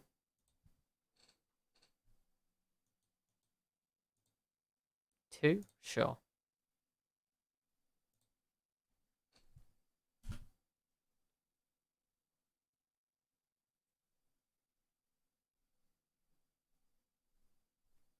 What a fucking Pepe jam.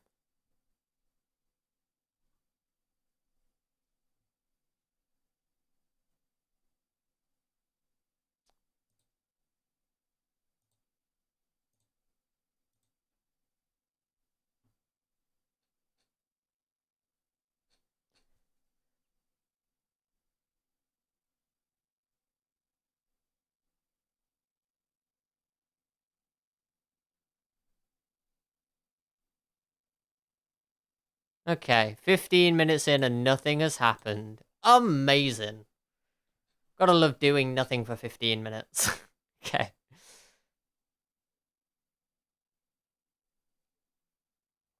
O'Neill? He's on free kicks now. He's just decided he's a free kick taker. Alright, fair enough then. Let's see some bangers from Luke O'Neill this season. I approve. That is an absolutely atrocious corner. I think short corners don't work in lower league, unfortunately. Not so effective. At least you have lots of possession. True. As always. As always. We're hardly having any shots, though.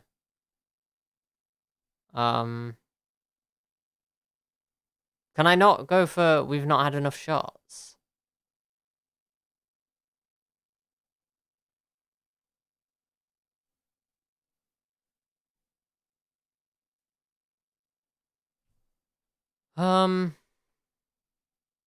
Let's just do this again. Fuck it.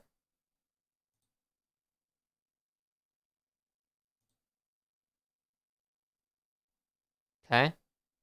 Whatever. It's fine.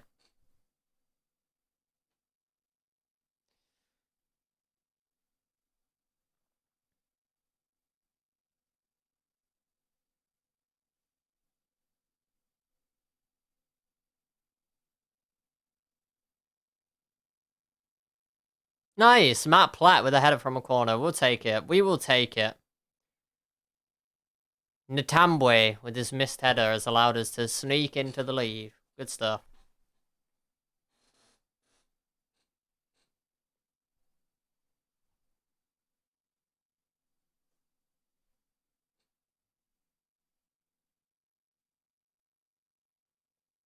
Whoa! Oh my god, what an absolute audacious effort. He hit that one quite hard. Right, any subs? Not sure. Ogle. Interesting surname. Oh my god, is this really going to work? He's just hoofed it forward. Is this actually going to result in a goal? Not quite. Okay, right. Our defense is playing well. Bruff wants to make way so that Kenlock can have his debut clearly from that level of performance. And we'll get on Daniel Ludo. Why not?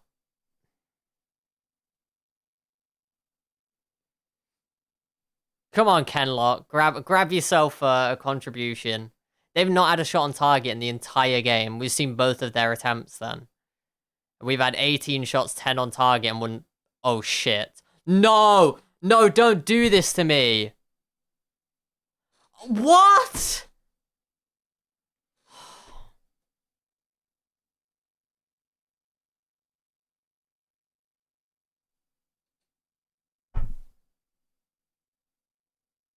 Really, though? Did this really actually just happen? Can we score a goal in the last minute, please? We deserve it. It's too easy. This game's literally too easy. As I was saying, we've dominated the game, and we've won.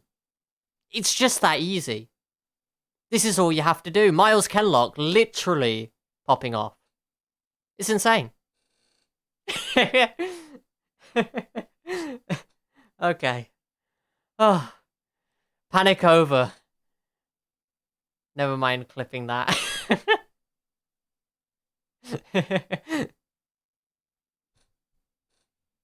Poggers.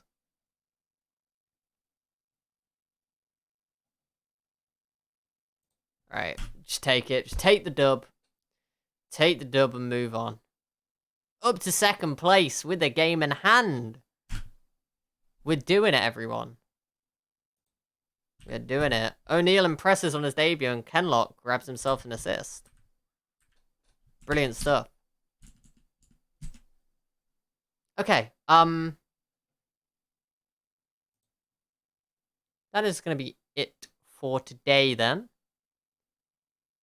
Let me go check this out real quick. Just 1 second. I'm looking at raid targets. If anyone's got a raid target in mind, go ahead and let me know.